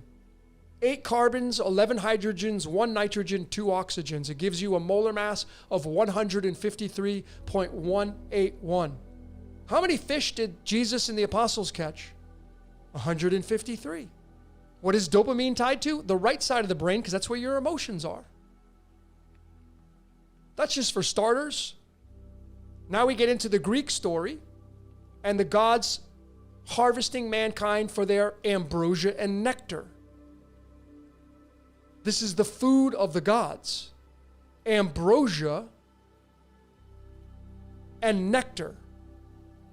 The food and drink of the gods in Olympus is ambrosia. This is the original Greek. And what does it equal? Same as the fish. Why? Because the fish is right there. This is the vesica piscis. And one of the measurements is 265 by 153, which fits right over the flower of life. And you would literally have Venus, Mercury, the sun, and the moon that literally form this, that are in this vesica piscis right here. And I'm really even challenging the Mercury and maybe moving Mars here. I know that's not conventional in the Kabbalah tree of life, but who says it has to be fixed that way? You could take Mercury and put it up here and take Mars and put it down there, but that's for a different story. But the eclipses, I personally think this is the harvesting because these match up with the vesica. This is tied to the sun and moon. This is legit, folks. So what is being harvested? Your dopamine. That's what this says. Your emotions, your feel-good, your emotions, period. When you get mad and sad and angry and depressed and joyful and blissful, and it's all ambrosia and nectar. Right there. You can't miss this, man. This is legitimate forensics. And there's the vesica. Okay, tied to the planetary positions. So this is the molar mass. This is what dopamine is made up of. Carbon, hydrogen, nitrogen, and oxygen. I'm going to go back up here. Here it is. Carbon, hydrogen, nitrogen, and oxygen. 4 of them. Look at the total. It's a freaking permutation of pi. Everything goes in circles. It's the sine wave. It's the sun. The moon. This is so legitimate. Like, it could have been any other outcome. But it's this. It's pi. The permutation of pi. And I'm not finished. Here is what makes up dopamine. Tell me this isn't legit. Carbon. We're carbon-based life forms. Hydrogen. It means water genes from the sun becoming. Hydrogenes. Nitrogen. The air that we breathe, about 78%, and oxygen, about 21%. So you literally have carbon-based life forms, the air that we breathe, and the sun becoming. It's becomes you and I. And it's after the dopamine, the feel-good principles, mainly the motivational prominence of outcomes. The behaviors are founded by this aspect. It's beyond words, folks, this what I'm showing you. This is as legit as you're going to get to tell the story of the air we breathe. We're carbon-based life forms, and we're made from the sun. And the sun is water genes. The sun becoming. Our body's made up of primarily water. You have bones, water, and air. That's what a human being needs to survive. That's dopamine. Just looking at it from chemistry. It's absolutely mind-blowing and fascinating. So we did this another way, where we actually took the elements on the periodic table and we marked out 314. And what elements make the 314? Hydrogen and helium. This is legitimate because helium has a stable isotope of 3. Hydrogen only has the 1 as a stable, and helium as a 4. 314. That gives you radium. 314. Hydrogen and helium is Ra. When you put it into the square root of 3 cipher, square root of 3 is taking the 26 digits of the 1.73 and marking it with letters and words, 88. 88. This right here is what this does. I'm convinced that the harvesting happens during these eclipses. Just sometimes you never feel it. There's nothing you feel. Energy goes in, energy comes out. That's kind of how I see it. I can't make that an absolute fact, but it's something to theoretically think about. All right, let's move into the next topic now. Let me just double check, make sure you're with me. All right, heaven. Heaven. Heaven in Greek, Uranus. Uranus matches cross, staros. That's why Jesus is tied to heaven. Is there such a place as heaven? I don't know. I mean, it's legit because people think it's legit. It's magic, after all. So, the Latin spelling of gold is aurum. By the way, this is the true cross. The other one, the Roman one, that's the false cross.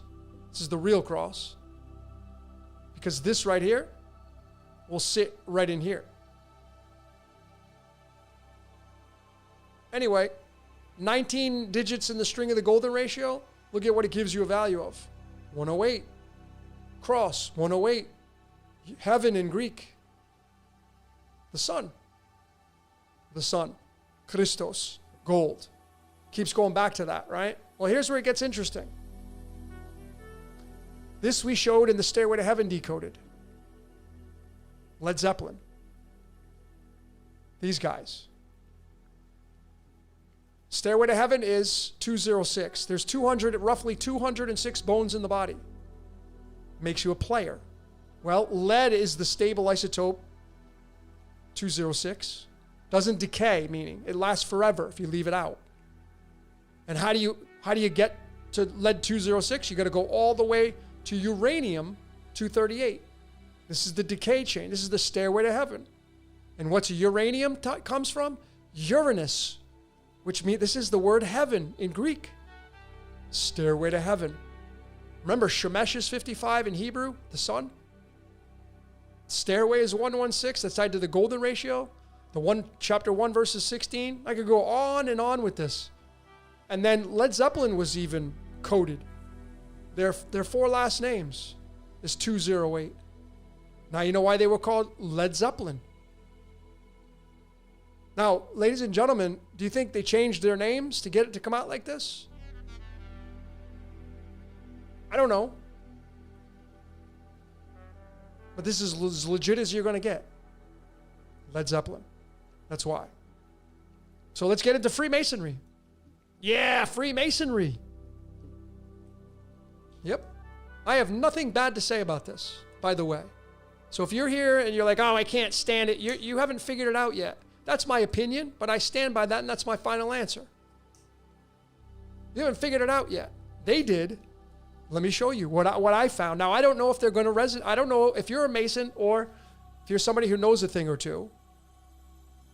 Personally, I feel like the 32 steps of Freemasonry is the Stairway to Heaven. Because if you take 238 uranium, which decays all the way down to lead 206, and you subtract it, you get 32. 32 steps. That's the final step before you hit the 33 degree. Right? To get to that 32nd step, it's the decay chain. Stairway to Heaven. From lead to gold.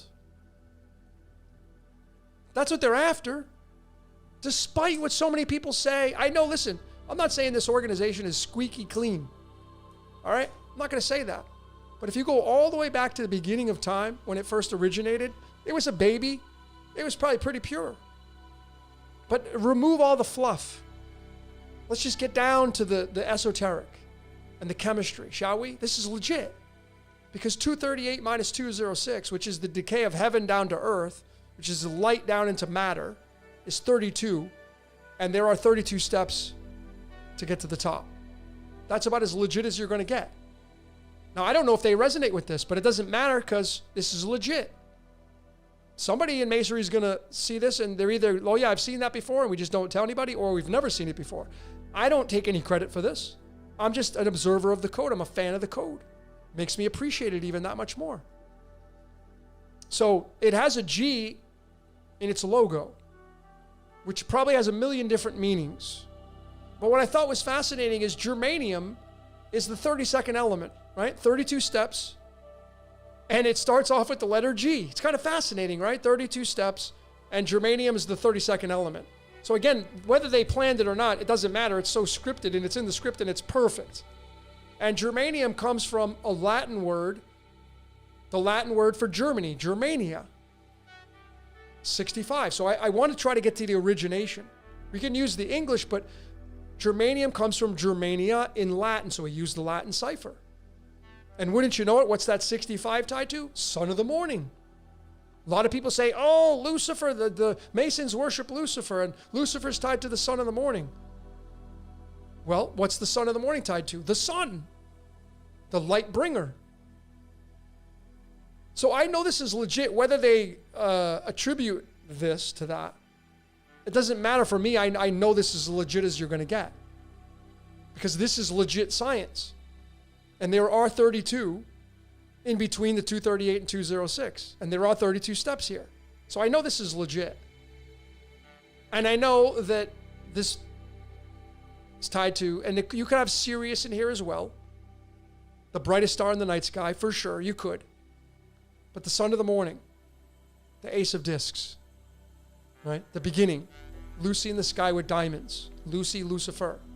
See, it's really, really magical. And then the 32 steps is tied to the 32nd card in the tarot, the 10 of wands. This is a 10.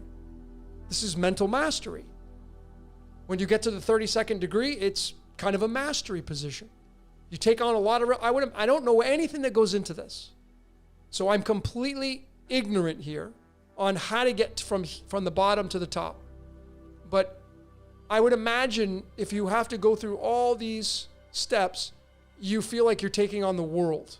A lot of responsibility. To me, it's just magical how all this plays out. And their logo is golden.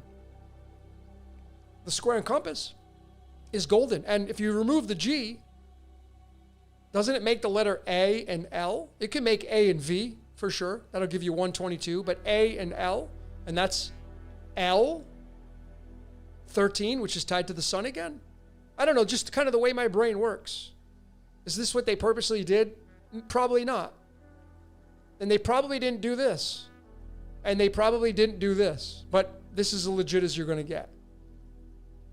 It's as legit as you're going to get. 74 is tied to the word Jesus and Lucifer in the English numerology, by the way. Both tied to the son of the morning, the light.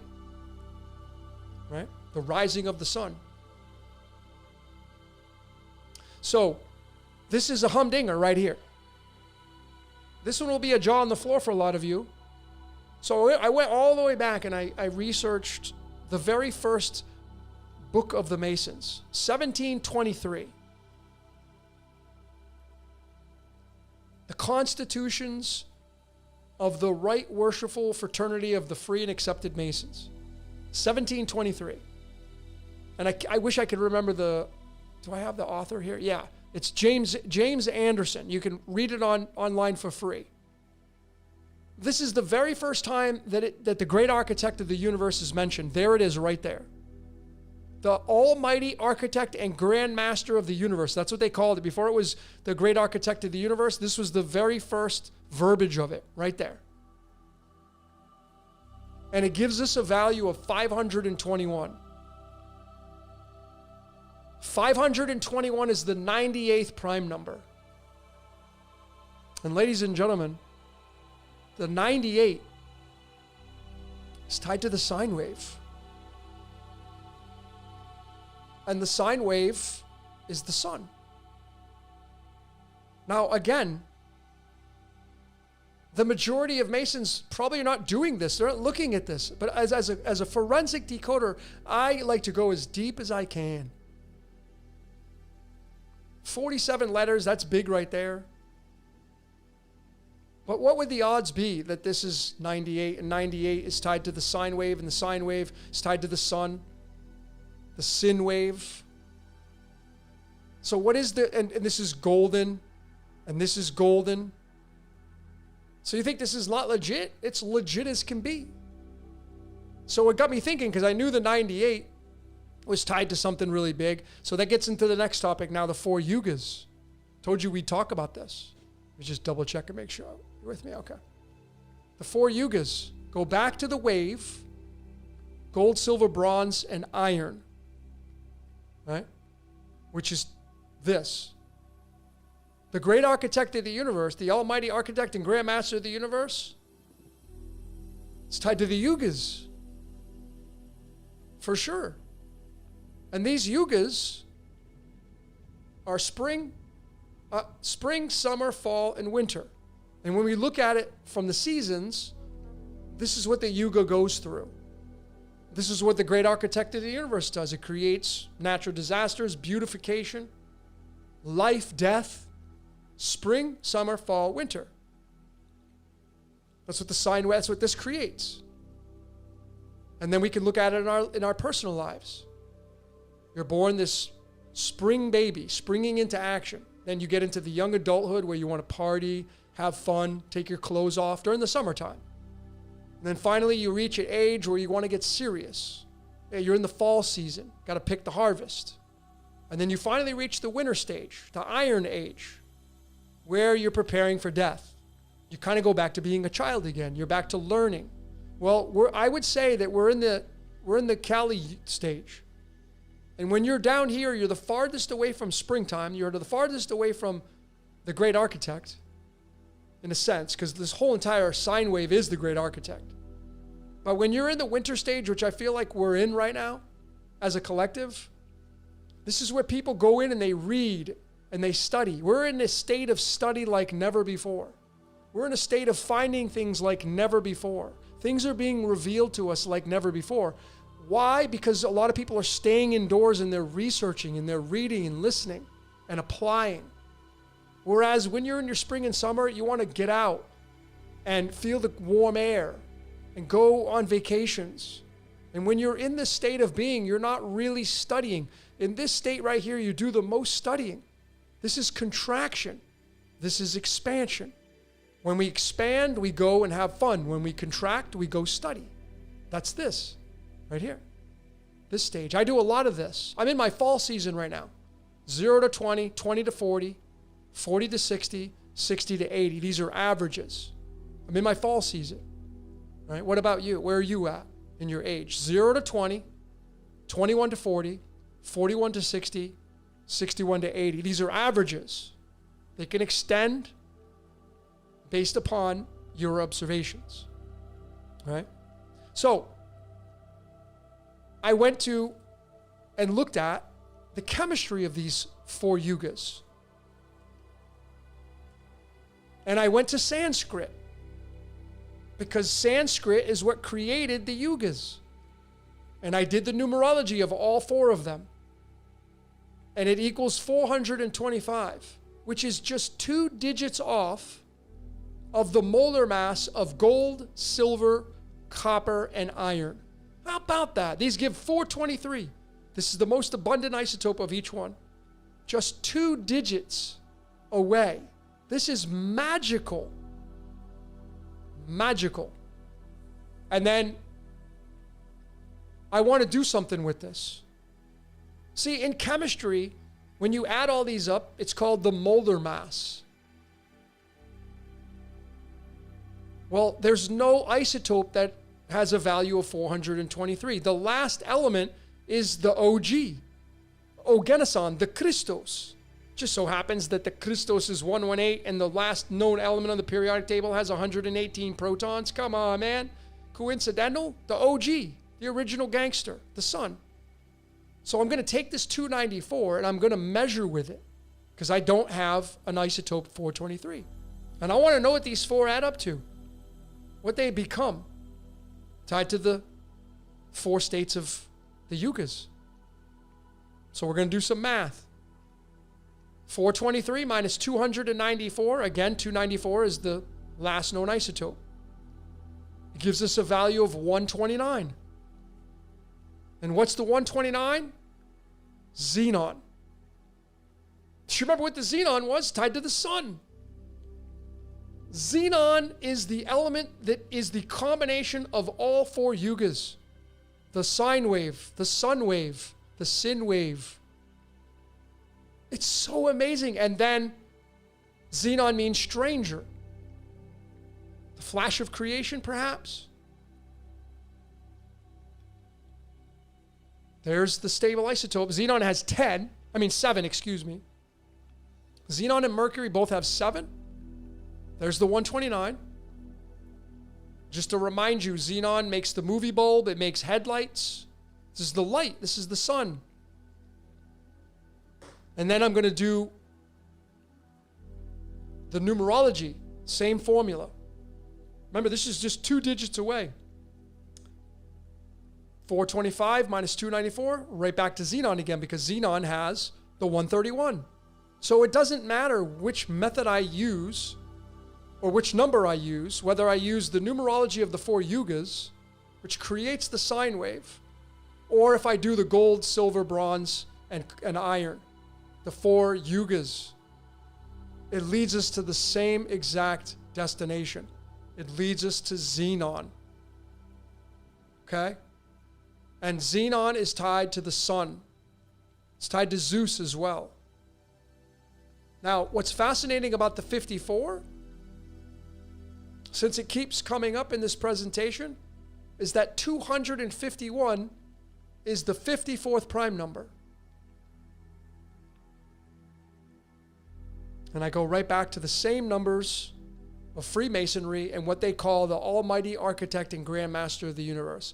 521 is a permutation of the 251. And 521 is the 98th prime, which is the sine wave, which is the sun wave. And xenon is tied to the yugas.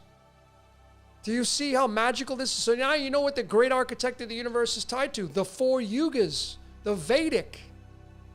So the religion goes all the way back to India now. Who's got it right? Everybody.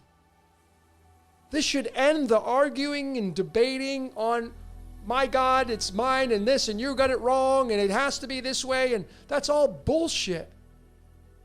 That's what we're moving away from. This is the confirmation that we've all been, well, a lot of you have been looking for, and putting it to rest. That this organization is after the same things that a lot of you are after. Illumination.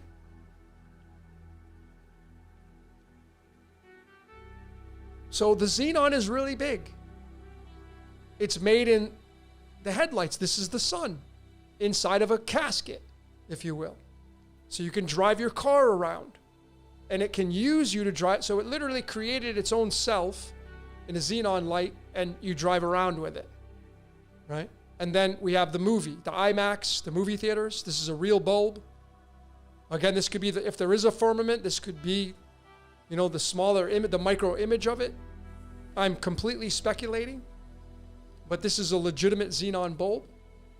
This is a legitimate xenon headlight.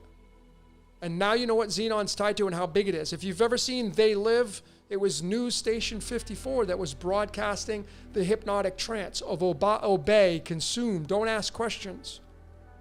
This means stranger. Stranger in your head. Right? So the sun has a big say in all this. Of scripted reality 37. This is its most abundant isotope, xenon 132.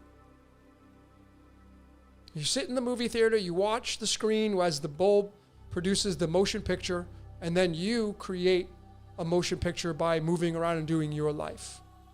It's the sun becoming, right? Oh, this slide right here was off of the Men Are From Mars, Women Are From Venus. And I wanted to show you this. This is really, really important because now you bring in the king of the gods in the Greek pantheon, the mighty Zeus. That's why his name is Hey Zeus, phonetically, because it's attributed to this.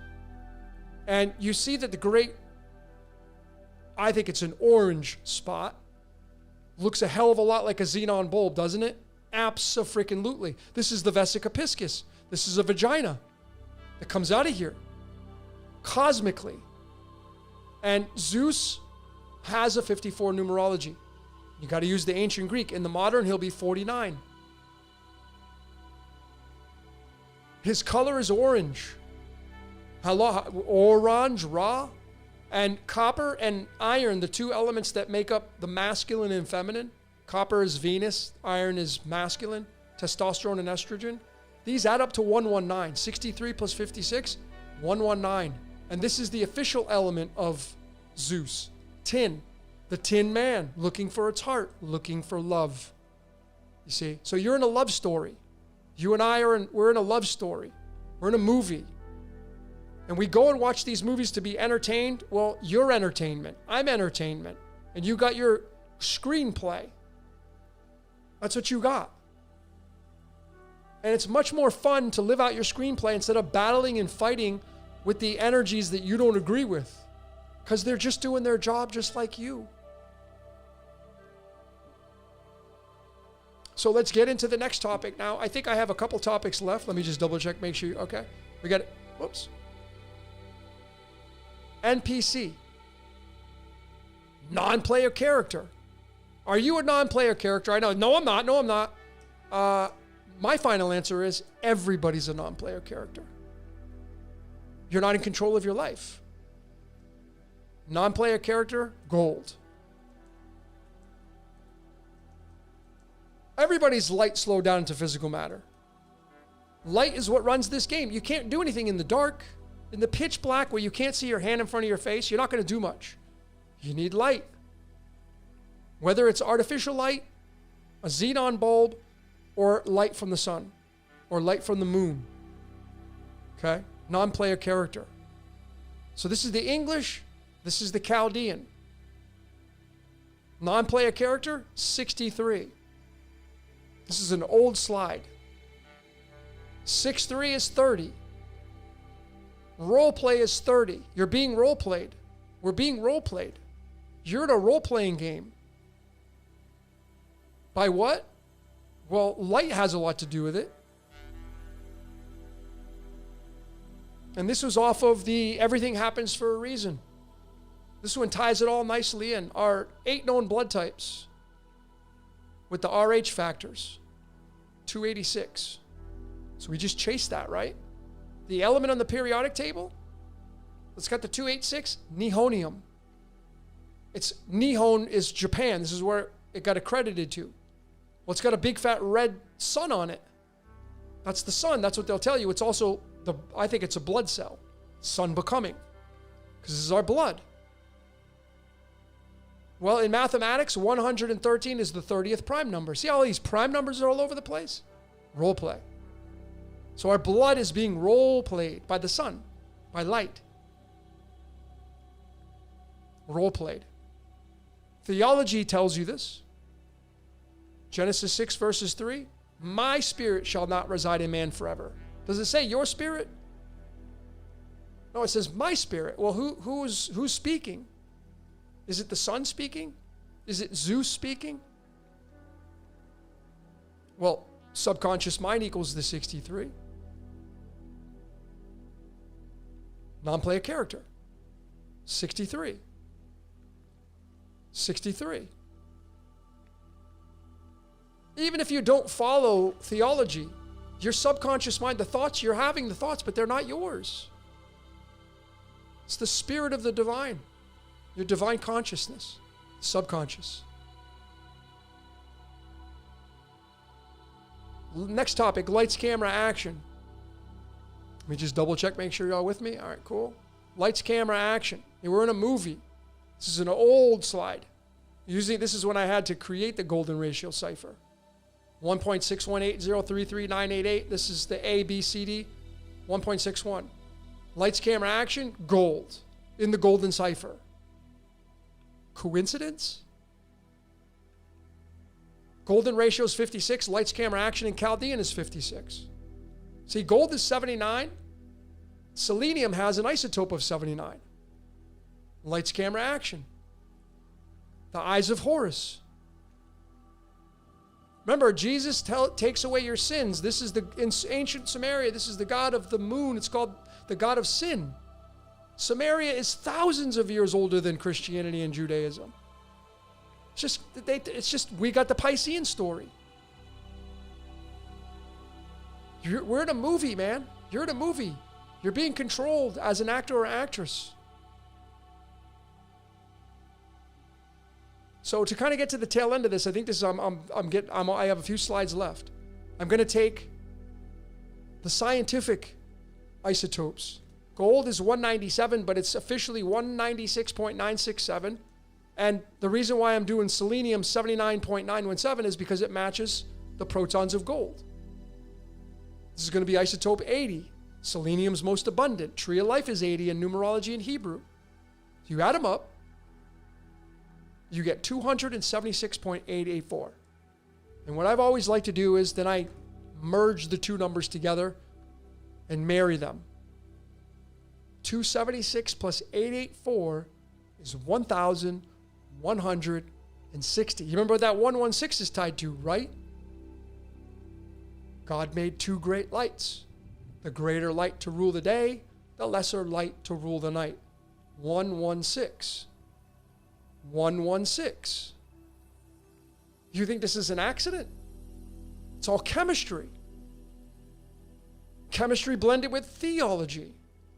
Theology blended with mythology. And it's just as much, it has just as much legitimacy as any theology, mythology does.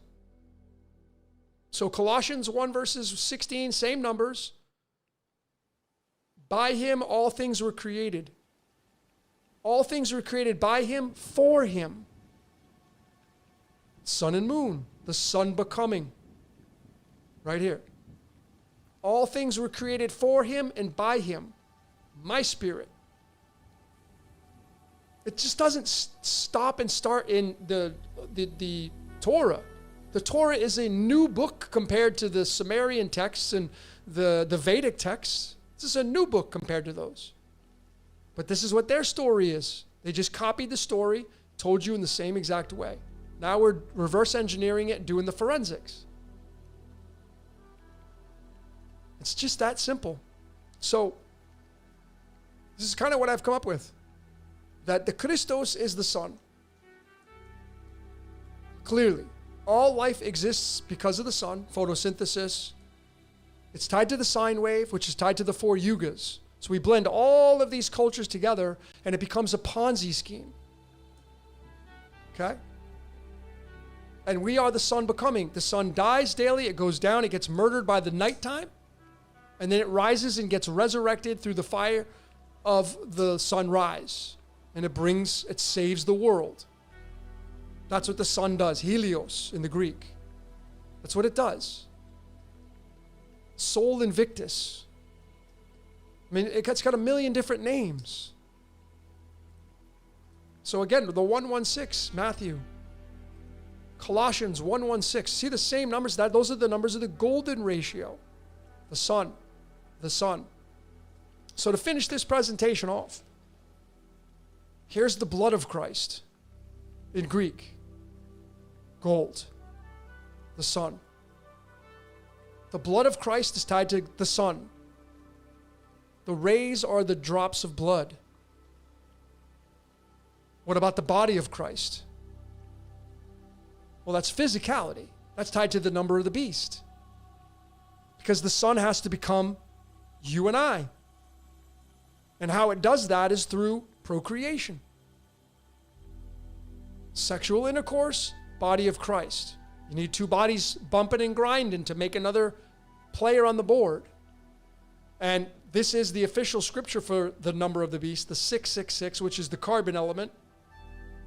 And you just take the 13 to match the chapter and 18 to match the verse. We are carbon-based life forms that breathe air.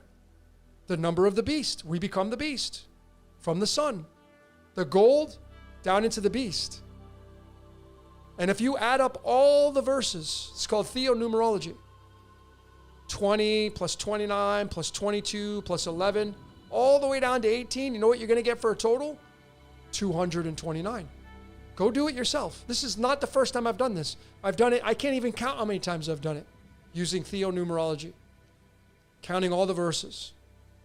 666 is the number of man, which is the body of Christ, and the blood is the sun. It's just that simple. So this is my last topic. I set it up this way because a lot of you are looking for the exit. You don't want to play anymore. Well, we have a whole prison planet series, and I'm going to go back to that. Make sure you're all with me? Okay. I'm going to start with my Prison Planet 2. I had a topic called Exit. I have a decode on the Patreon for those members over there, which was a humdinger on Exit. It's mind-blowing.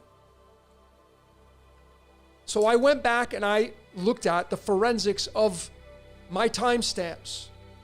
This came out in 2021, almost 5 years ago. And there's my topic of exit. 2 hours, 3 minutes, and 3 seconds. That's the number 8, right? What is the number 8? Your DNA. I could easily attribute it to that, but that wasn't the humdinger. I just brought the numbers together. 233 is the 51st prime number. And I knew what the 51 was. You know what it is? It's tied to the wave. More importantly, the wave is tied to what? The Garden of Eden. That's right. The wave is tied to what is the Garden of Eden tied to? The sine and cosine wave. The tree of life and tree of knowledge, which is electromagnetic waves. Maybe that's why the Great Pyramid has a slope of 51 degrees. I know that's tied into this. But ladies and gentlemen, I didn't arbitrarily pick this. And this is, if you're thinking I did this on purpose, this is my proof of me just following my script and not having a say in it. So I just go back and I just pull the forensics up. I didn't know this was going to lead to this 5 years ago. And it's come to this. Because I didn't know wave was 50. I wasn't looking at this at that time. The wave is the Garden of Eden. That's what it is. So you want to exit that, right? Scripted reality. So if you've made it this far, thank you so very much for all the support. The scripted reality is what I feel we live in. So even if you decide I want to exit, it was part of your script. So scripted reality is 184 in the English. And now, like, I was born on a Sunday. I have this tattooed on my hand. I mean, come on, man, that's the sine wave. Clearly that's what it is. Well, 184 is the total, and that's tungsten. There's that W again. You know the W's right there.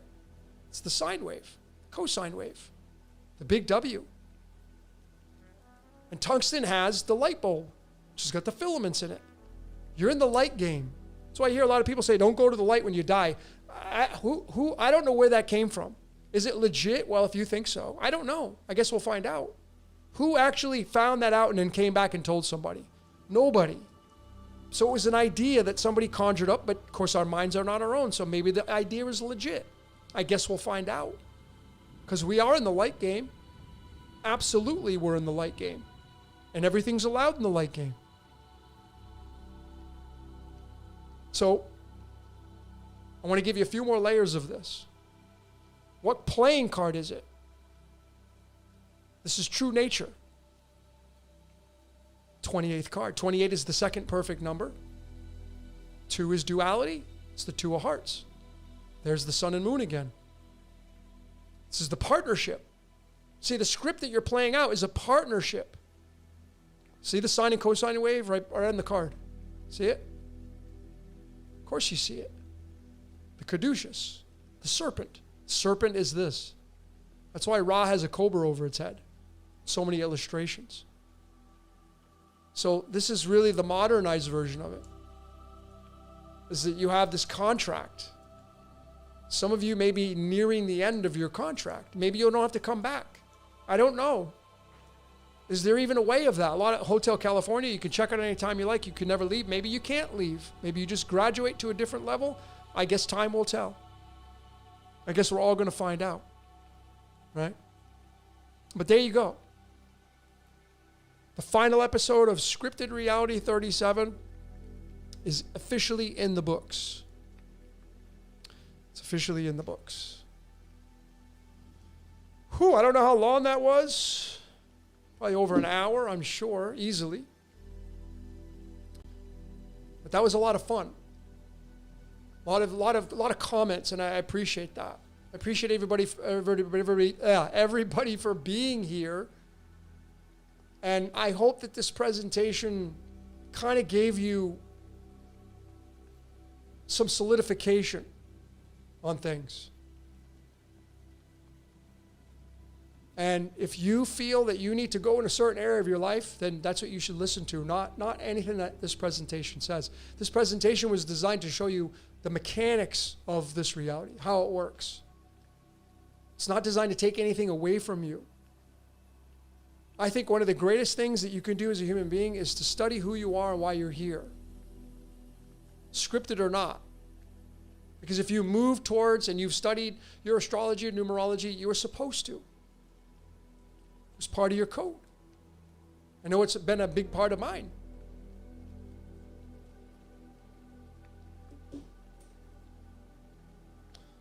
So that was it, man. It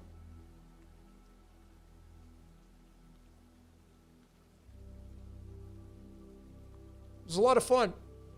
That just to let you know, that was 189 slides, including the titles. 189. That's going to be tied to osmium. And that's tied right to the sun and moon. I wish I would have shown that, but I didn't. Maybe I'll do a behind the scenes for the Patreon members of how many total slides I had for this. 189, which is tied to osmium. And that is tied to the sun and moon. The Wizard of Oz. The Wizard of Oz is the sun and moon. And then you do have the aspects of the Olympians and Zeus and Kronos and all those other layers, for sure. They're in there, without question. So, I didn't get to see any of your comments, so I'll be sure to go through them.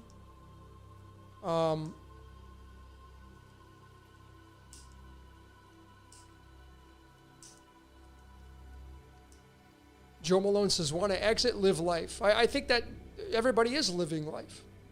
You're doing it exactly by the books.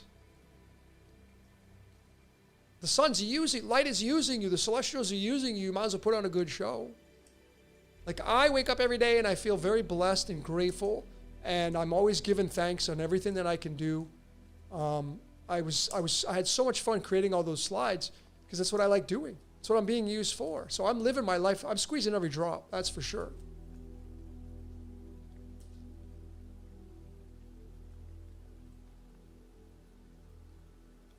Spider Bite, will we see you again? Yeah, this is just the final episode of Scripted Reality.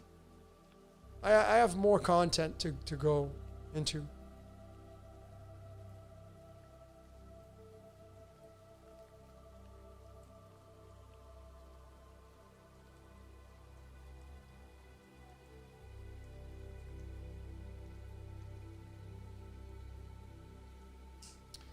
What's my personality? I'm a blend. I've taken the Briggs-Myers several times. I'm a blend of INTP and INFP. So sometimes when I take it, I become one or the other. So I just chalk it up as a blend of both.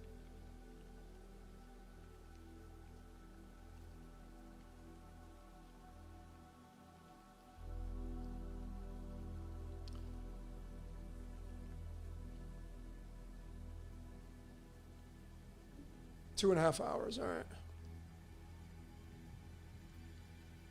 Whew, that was, I think that's the longest presentation I've ever done. So.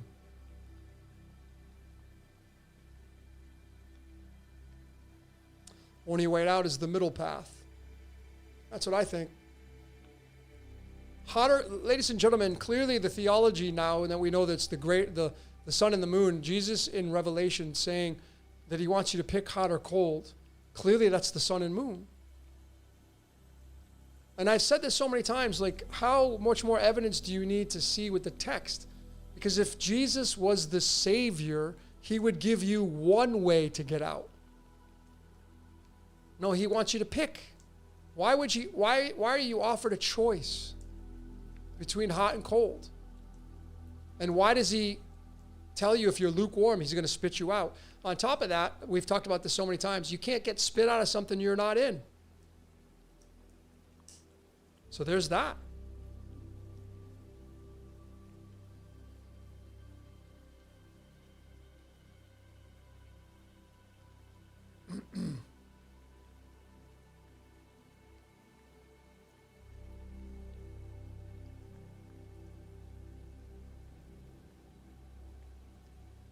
Going through your comments here. I'm going to wrap this one up. A few more minutes, and I'm going to wrap this up.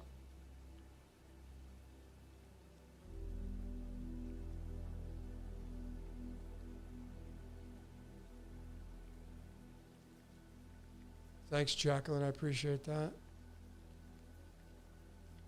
I tell you, it took me all day yesterday, all day and all night to put that present, and today. I probably have over 24 hours in that presentation, just compiling it, and it's a lot of work. But I like doing it. It's fun.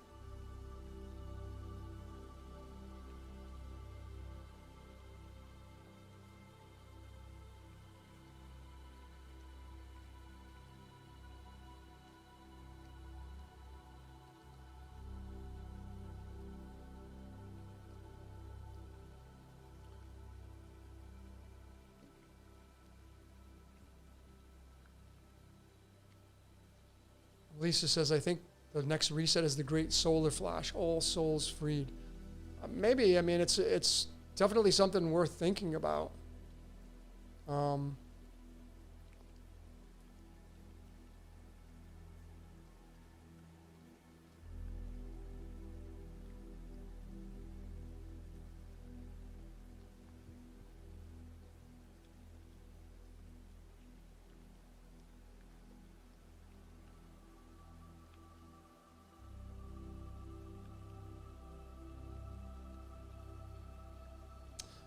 So Johnny says, wait, why the clickbait? There's no clickbait here, dude.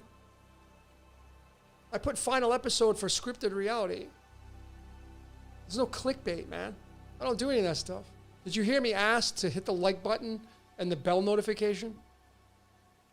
Did I ask you for any of that stuff?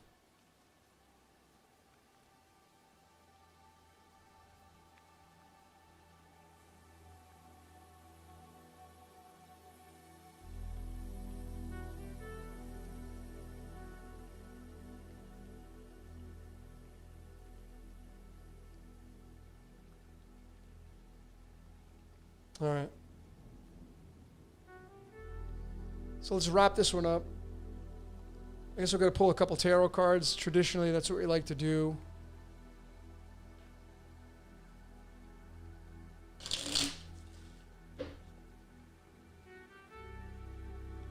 Randy's asking, how can I get my beard to look as sharp as yours? I'm in a transition phase, man. I'm not crazy about this one because it's gray, half gray and black, and I like just one solid color. But I'm not going to dye. I won't dye it, so I'm just waiting for it to go all white. But I got fortunate with having defined lines. It's just easy. I don't know. I've been wearing a beard for a long time.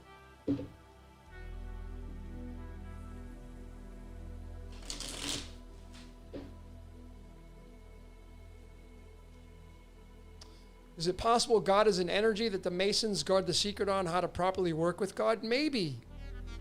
But you know, like, I haven't really talked about the Masons in a long time. I know nothing about the organization. I don't know any of the rites they do, and you know, other than reading the things that I read. But a long time ago, I scraped away what my opinions were, because when I first started studying it, you know, they get bashed and they get hammered by people saying, you know, it's this and it's that and it's this organization and it's that organization.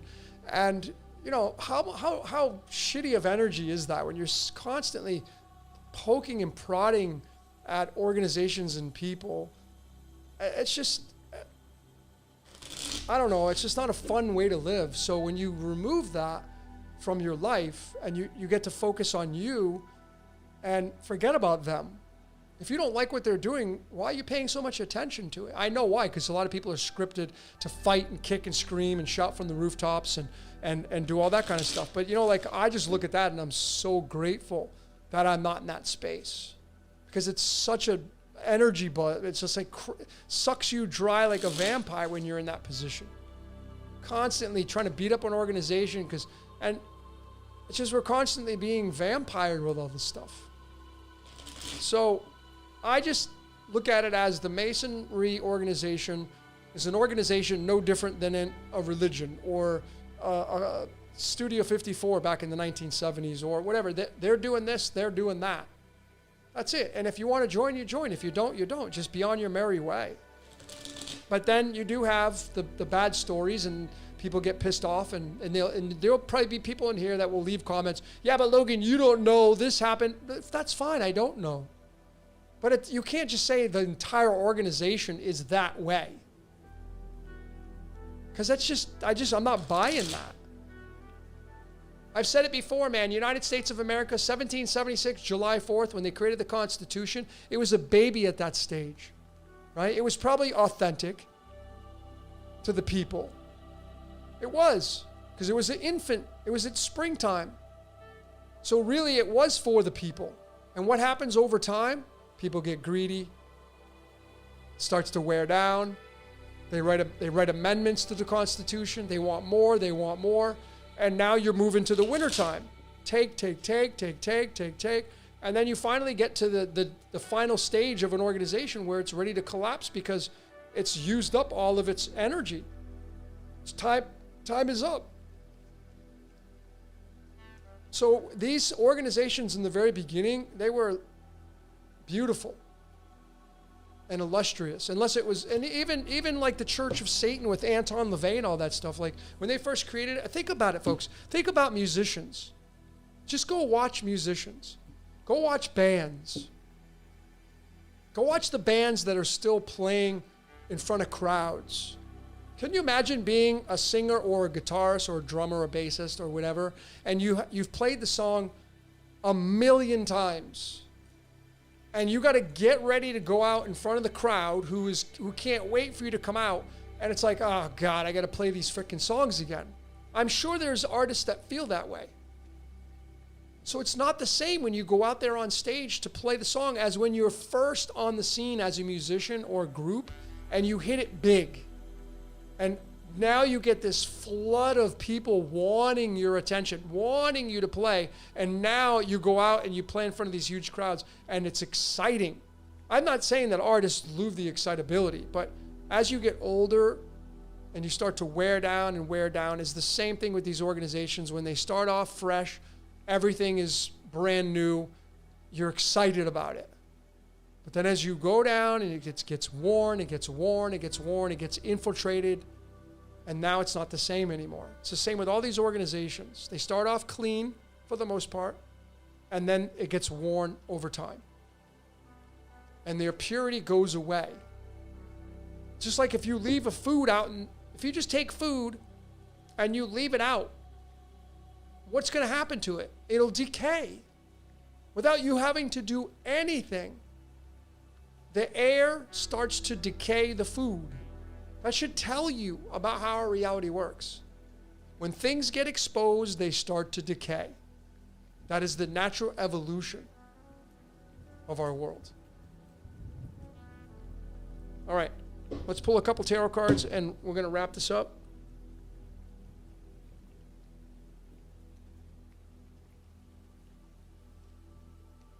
If you've never been here for me doing a tarot reading, I normally pull 3 cards.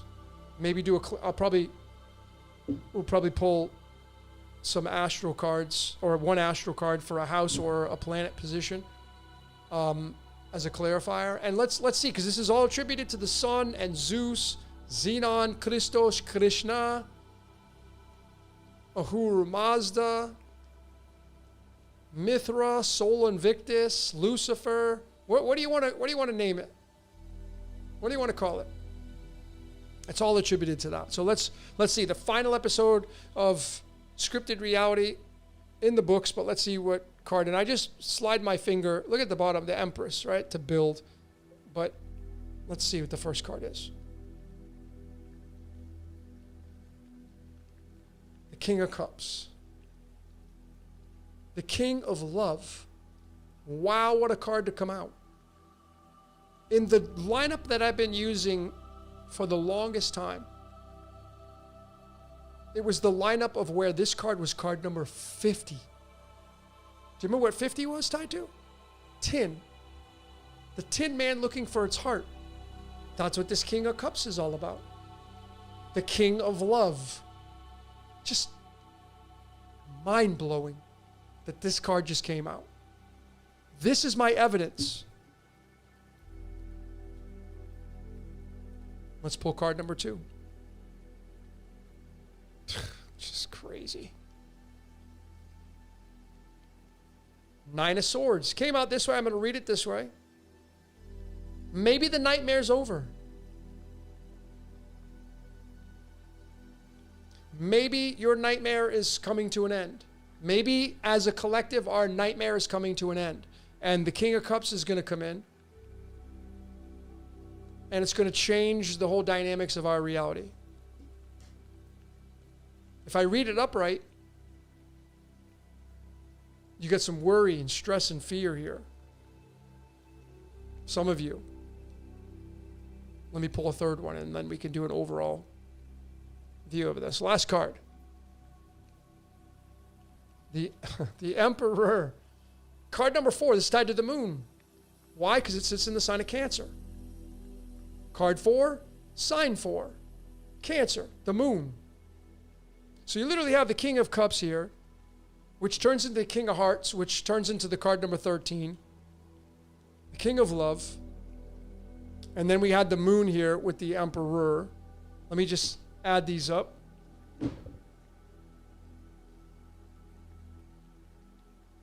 (102), which is tied to Aphrodite. 102 is the numerology of Aphrodite. Let me get an astral card. Look how big these cards are, like horse's leg kind of size. Shuffle these up and let's see.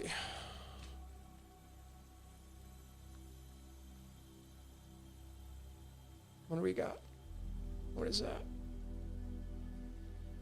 10th house, Capricorn, authority.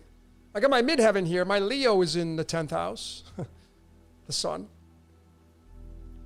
10th house. So maybe a message for some of you here is that your career is going to be impacted, or your career is going to be changed, altered. You need to own it like a boss, though.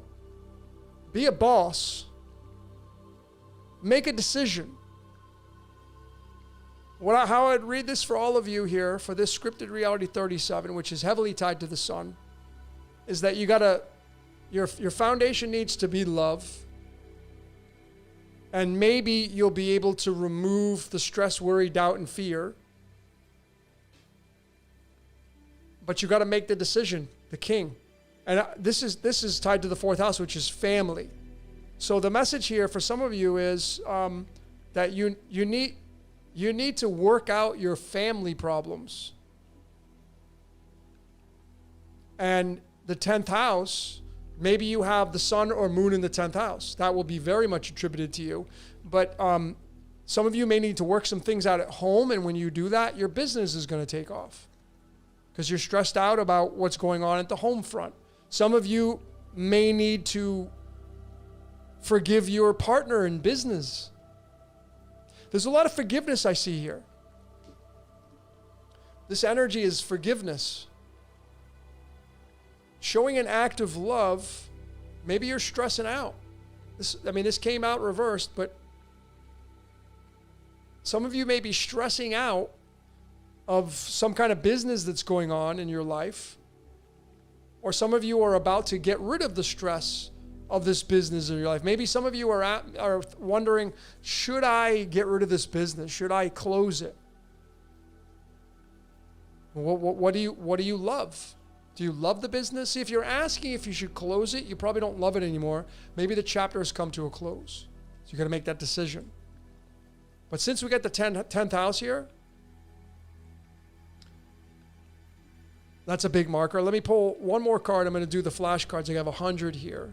Maybe this number will be important to you. Just going to open up the box. They're very slippery, so I'm going to have to flip it over. I'm going to watch. You can watch me do it. There it is. Got one. What is it? 70. You know what the word xenon comes from the Greek word xenos, which has got a value of 70 in Greek. Listen to your intuition. Xenon is tied to Xenos, which is tied to the pineal gland in your mind. That's right. This is what it looks like, by the way. I didn't show this slide, and I probably should have. Xenon comes from the Greek word xenos, which means stranger. And it has a Greek numerical value of 70. Just pulled it. And the 70th card in the tarot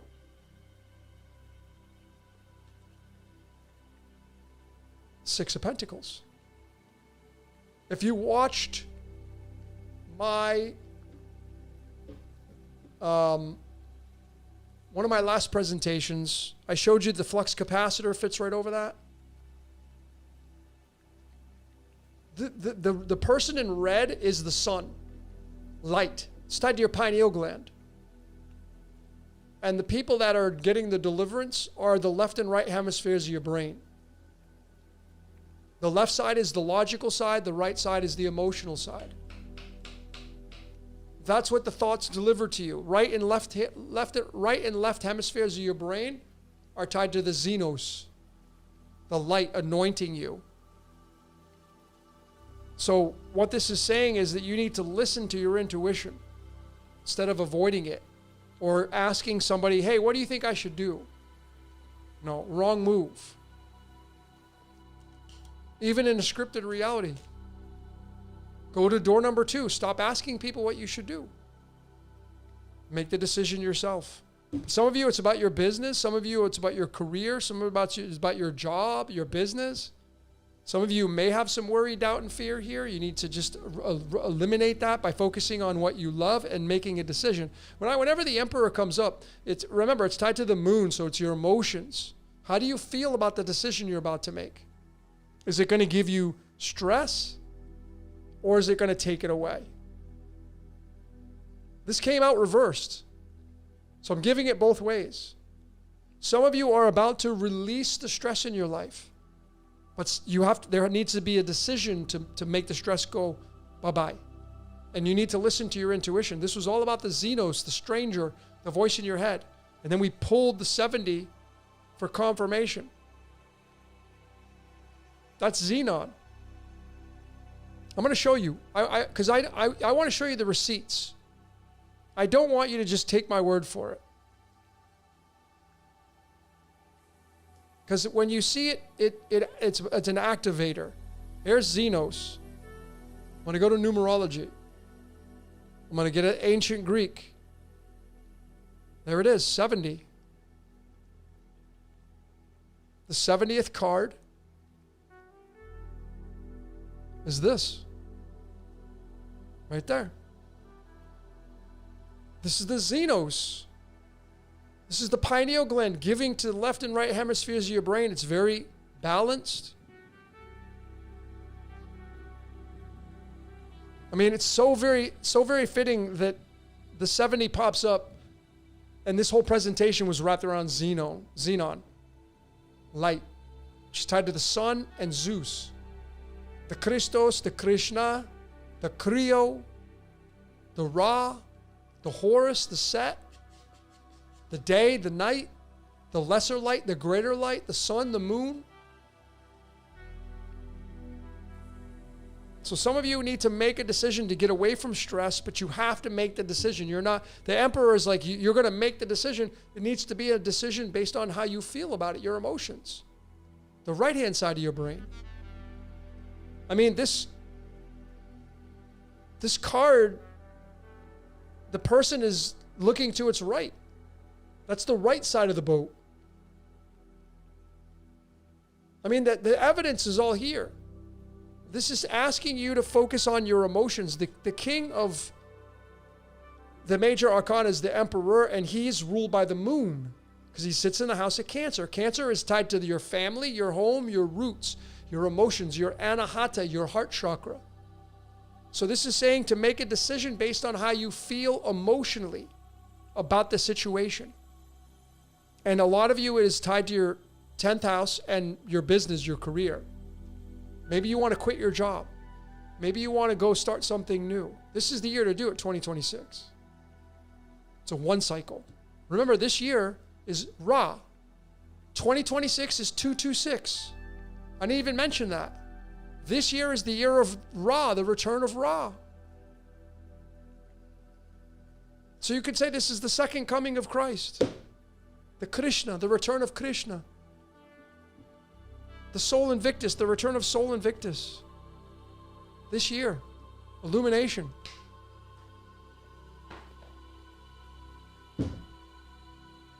All right. So that's what I got for all of you. So I hope you got something out of that.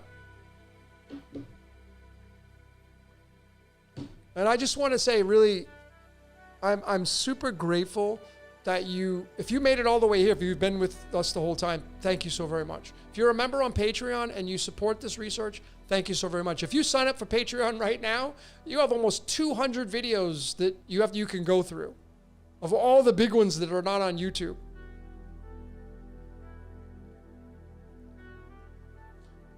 I keep pumping content out there.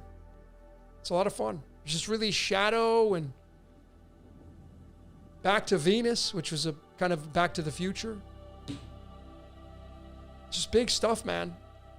I got another addition to the Spotlight course I'm going to be adding, involving the animal cards, the medicine cards. It's got a lot going on. Just to continue to create, to help out, to make your life better. That's what what I like to do is I want to make your life better. I want your life to be better. Because when your life's better, the whole world gets better, right? Like, I may never meet you, but if I impact your life, people around you are going to feel the impact. And if enough people do that, that's how we change the world. That's how we change the world. Scripted or not, it's part of the script. That's how we do this chain reaction. And, I'm fortunate to be associated with some really amazing people. Go support these people, and you're probably already supporting them. I get to talk with Jordan at Waters Above, beautiful person. Jason from Archaics, beautiful person. Dr. Danny, beautiful person. You know, I'm fortunate to know these people. We're all changing the world, and we don't have to agree upon everything. You know how I'm fixed in my ways, a lot of ways. Like, I'm not going to budge from true sidereal astrology. I mean, I have enough proof. I just showed you tonight. The proof's in the pudding. I'm not going to budge from that. I want to get sharper, more precise, and better and at it. I don't want to get worse. I'm after getting more precise. So if there's another system that I can find that can sharpen my precision, I'm going to be after it.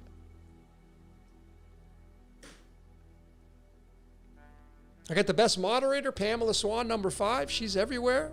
There's 5 versions of her.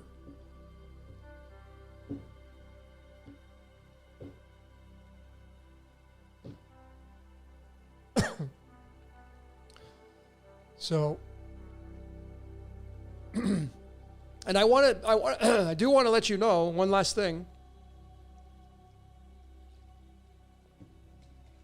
I got a huge response on the idea room.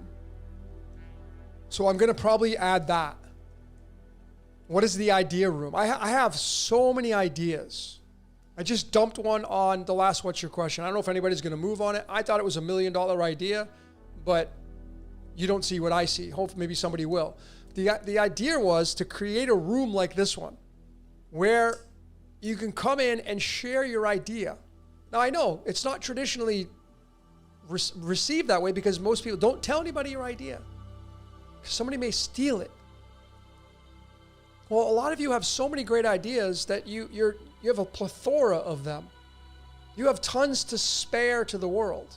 See, the thing about it is, ladies and gentlemen, I know a lot of you have amazing ideas. You have more ideas than you're ever going to be able to do in your life. So why not just give them away? Let somebody else create it. You may give your idea to somebody and they may run with it and you get to see it come to fruition. That was your idea that you never were going to do in the first place because you got your own shit going on in your life. So that's the idea. So we're going to create this idea room where you can come in, join in, and we're probably going to do like a Zoom where you don't have to show your face. You could just come on with your voice and we can share our ideas. And I think that'd be a really cool space. And I got a lot of positive feedback on it. A lot of great comments. So we're going to do that. And then I will be doing another pro bono. I got to set that up for next week. And the only way I advertise the pro bonos is on the Patreon. You don't have to you don't have to spend any money. You don't have to be a donating member to get the notifications. So when I release a pro bono, what is pro bono? It's esoteric consultations, completely free. It's my way of giving back.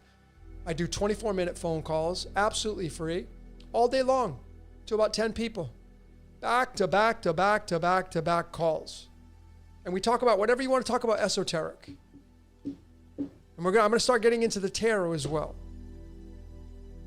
I'm going to do 10-minute tarot cards, phone calls. Pull a couple cards with tarot, that's it. Complimentary. It's not going to cost you anything but your time. Another way of giving back, right? This is how we make the world better. So we give back. Pay it forward. That's what I like to do. I like to pay it forward. Now, is it being selfish for me? Yeah, because I get a reward from it. You know what I get out of it? I get people telling me how amazing they feel. That makes me feel good. So yeah, I get my dopamine. I get my feel-good principles. For sure. I think, we use each other, right? Like, I use the audience, so you get feedback, and then you tell me how your life gets changed, and then it makes me want to go do more. Not in a used, manipulated way, but in a way to where we feed each other. So it becomes pretty awesome, and, I'm really looking forward to doing things live. That's the next step. When I get settled, I'm supposed to be moving. When I get settled, that's when I'm going to start focusing more on the Spotlight course live. That's what I want to do. I want to do a weekend Spotlight. So I can show you live on how to do it. Like going into a hotel ballroom for an entire weekend and just chopping wood on how to read your life from the esoteric. That's what we're going to do. live. It's going to be very exclusive. Been talking about it for a while. It's come to that. Like now, I'm getting to the tail end of where like almost 1,000 videos. I don't know how many more videos I need to do. So now it's about helping people more. So that's the next stage of evolution for this channel. Okay. All right, ladies and gentlemen. So we're just going to wrap this one up. I'm going to play. I'm going to play a rock song. I've been messing around with AI, making music here and there, and it's not perfect. So I wrote the lyrics to this. But I didn't write the music. So I just want to let you know that. So we're going to play it. So this song is called Destiny Mother. The lyrics I wrote. The music I didn't. So I'm going to wrap this one up. I appreciate each and every one of you for being here. Thank you so very much, all you Patreon members. Thanks to Pamela Swan, Pamela number 5. I appreciate you. And sending you guys tons of love from the Caribbean here in Mexico. My name is Logan, Decode Your Reality. Until next time, we will see you later.